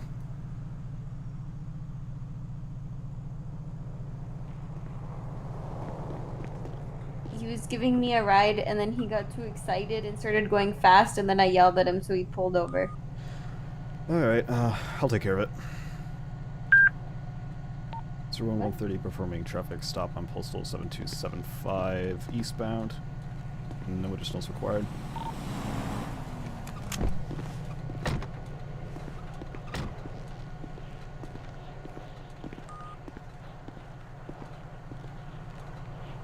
Oh, hey, Jason. Hey. I'm not in a good spot right now. Yeah, I know. I know Show me why. unavailable for non-emergencies. Can I see your license and ID, please?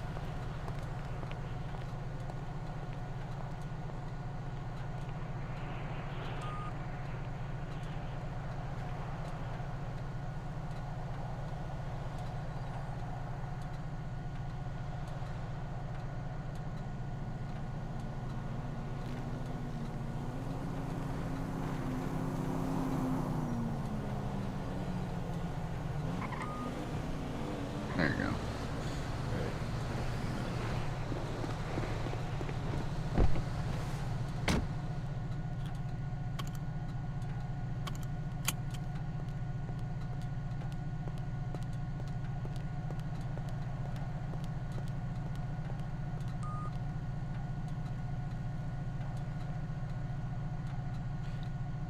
AC 91.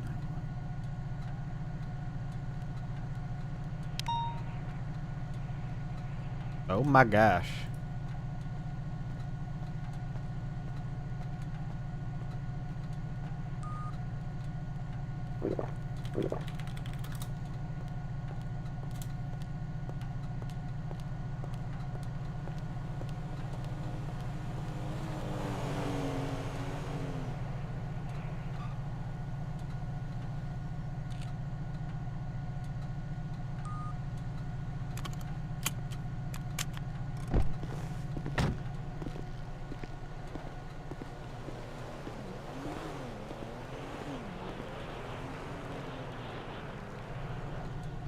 Like, I'm not gonna bother writing you a ticket, okay?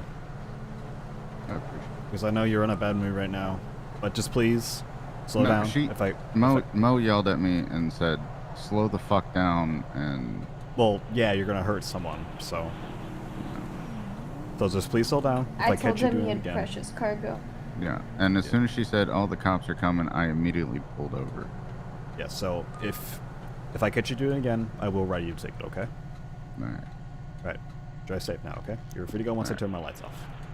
Okay.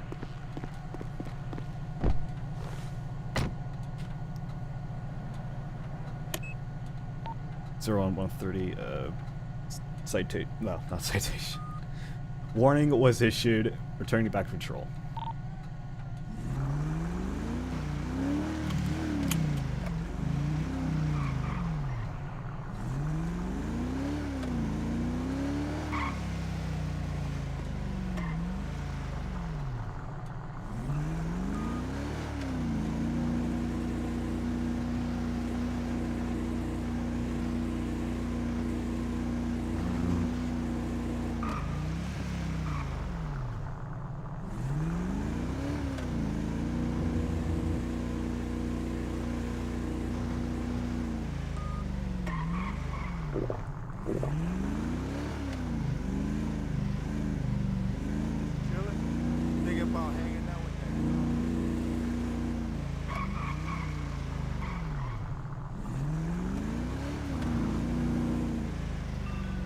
Hello? So, what the hell happened? That's seriously not cool. Well, you're gonna have to make it up to me big time.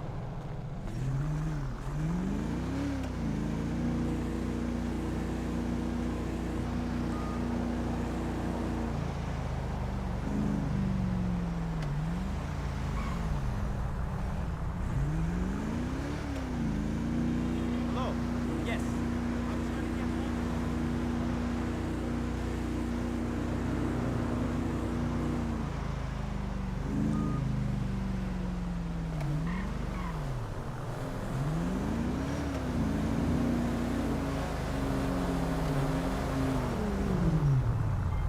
Hello?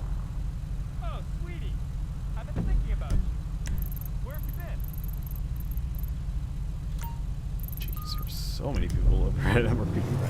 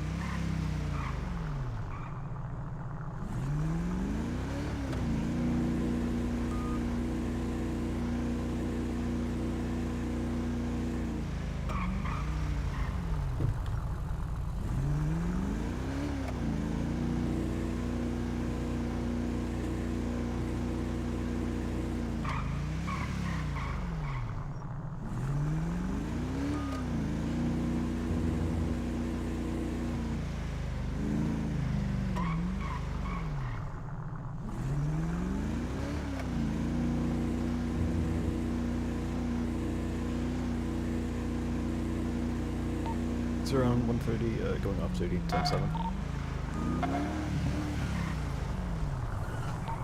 Have a good one. You too. 0201, can I get an additional on my position at the hospital? Copy that.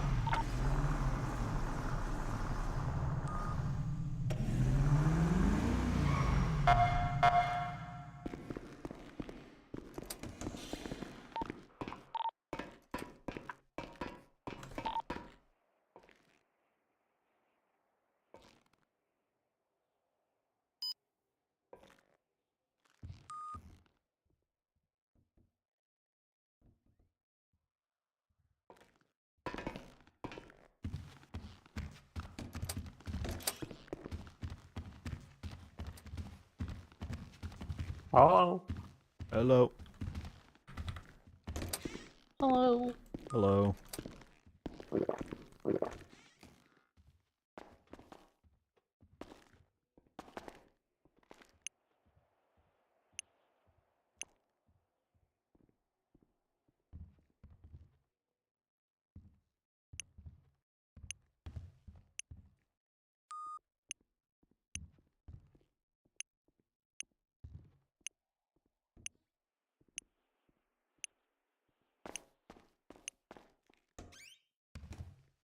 Alrighty, we can follow.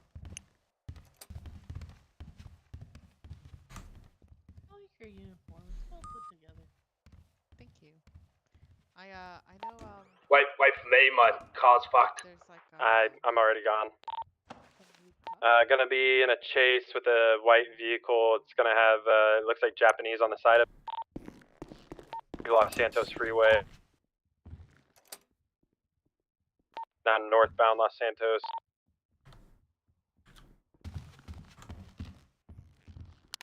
Please tell me you're streaming, boy. That's gonna be it right there. 2017 GCR or GTR. If I can get additional, please. 10-4-120 reference. Show me additional. This thing is fast. Holy shit.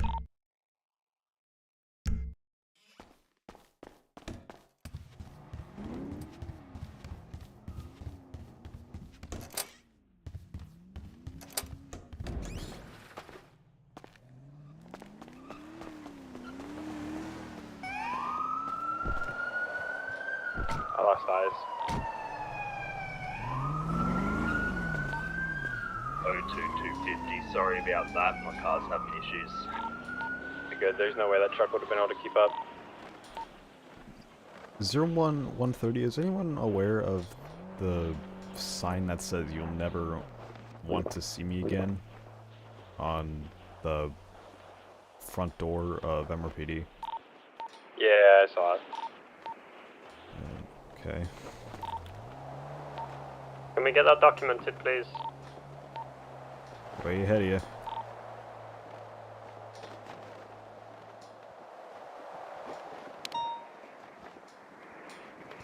Yep, that's the vehicle. The freeway. So heading southbound back into the city, do you think? Yeah, it looks like it. 10-4.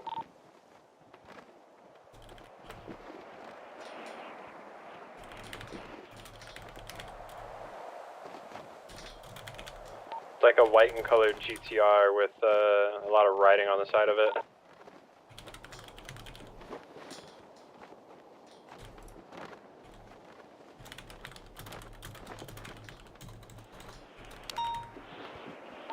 Subaru can keep up with that thing.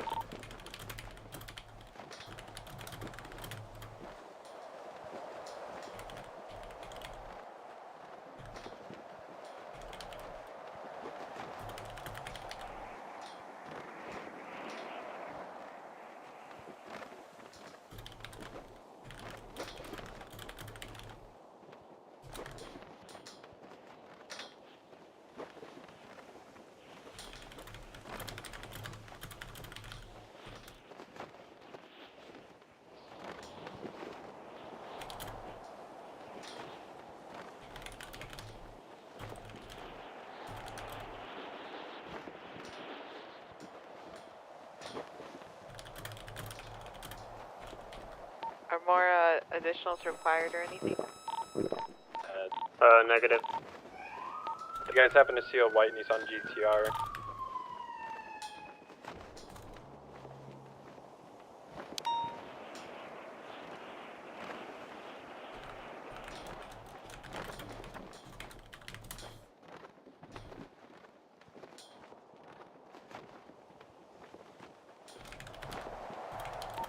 If we could get a unit on the LS freeway where it meets the city, we might have the bases covered.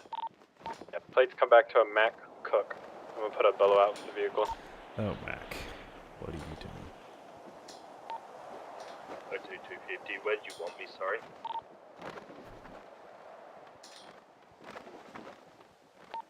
If we could get you on where the LS freeway meets the city, and keep your eyes peeled for a white and coloured GTR.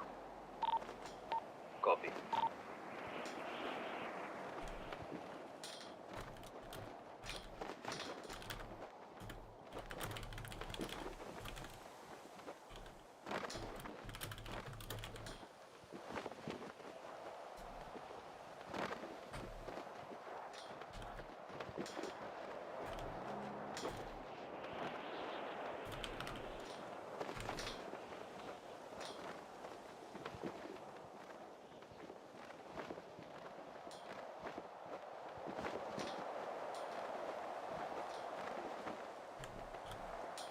Officer Lemon, are you intending to come back to Pillbox for Mila and Lila? Yeah, temporary.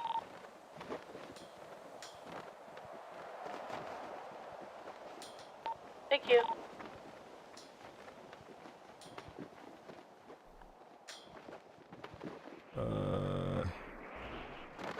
My brain farted for a few seconds.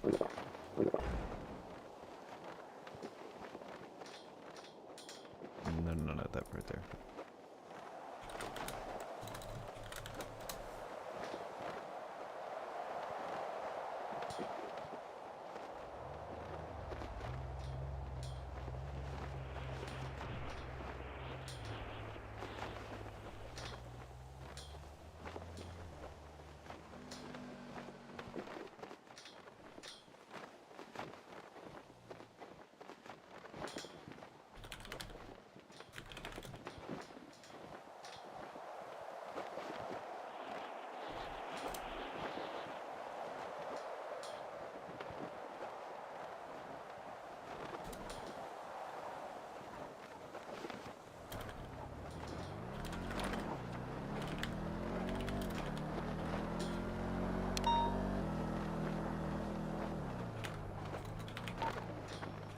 $02250 responding to discharge of firearm at Catfish View.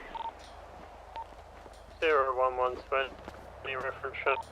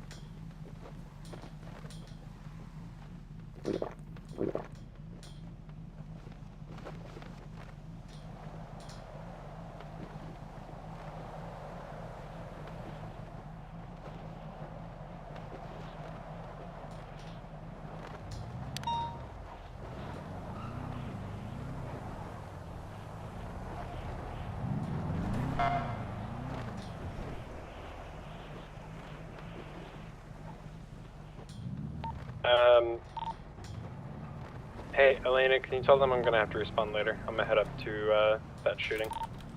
Yeah, I can let them know. Thank you. I'm gonna head that way as well. Copy that. If you want to come over to MRPD, we can take the helo. 0130 going off radio. Have a good night. Good night.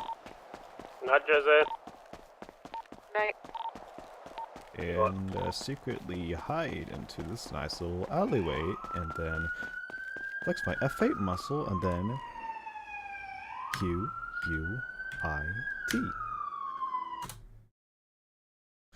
And there we go. We are all done for the day. Yay!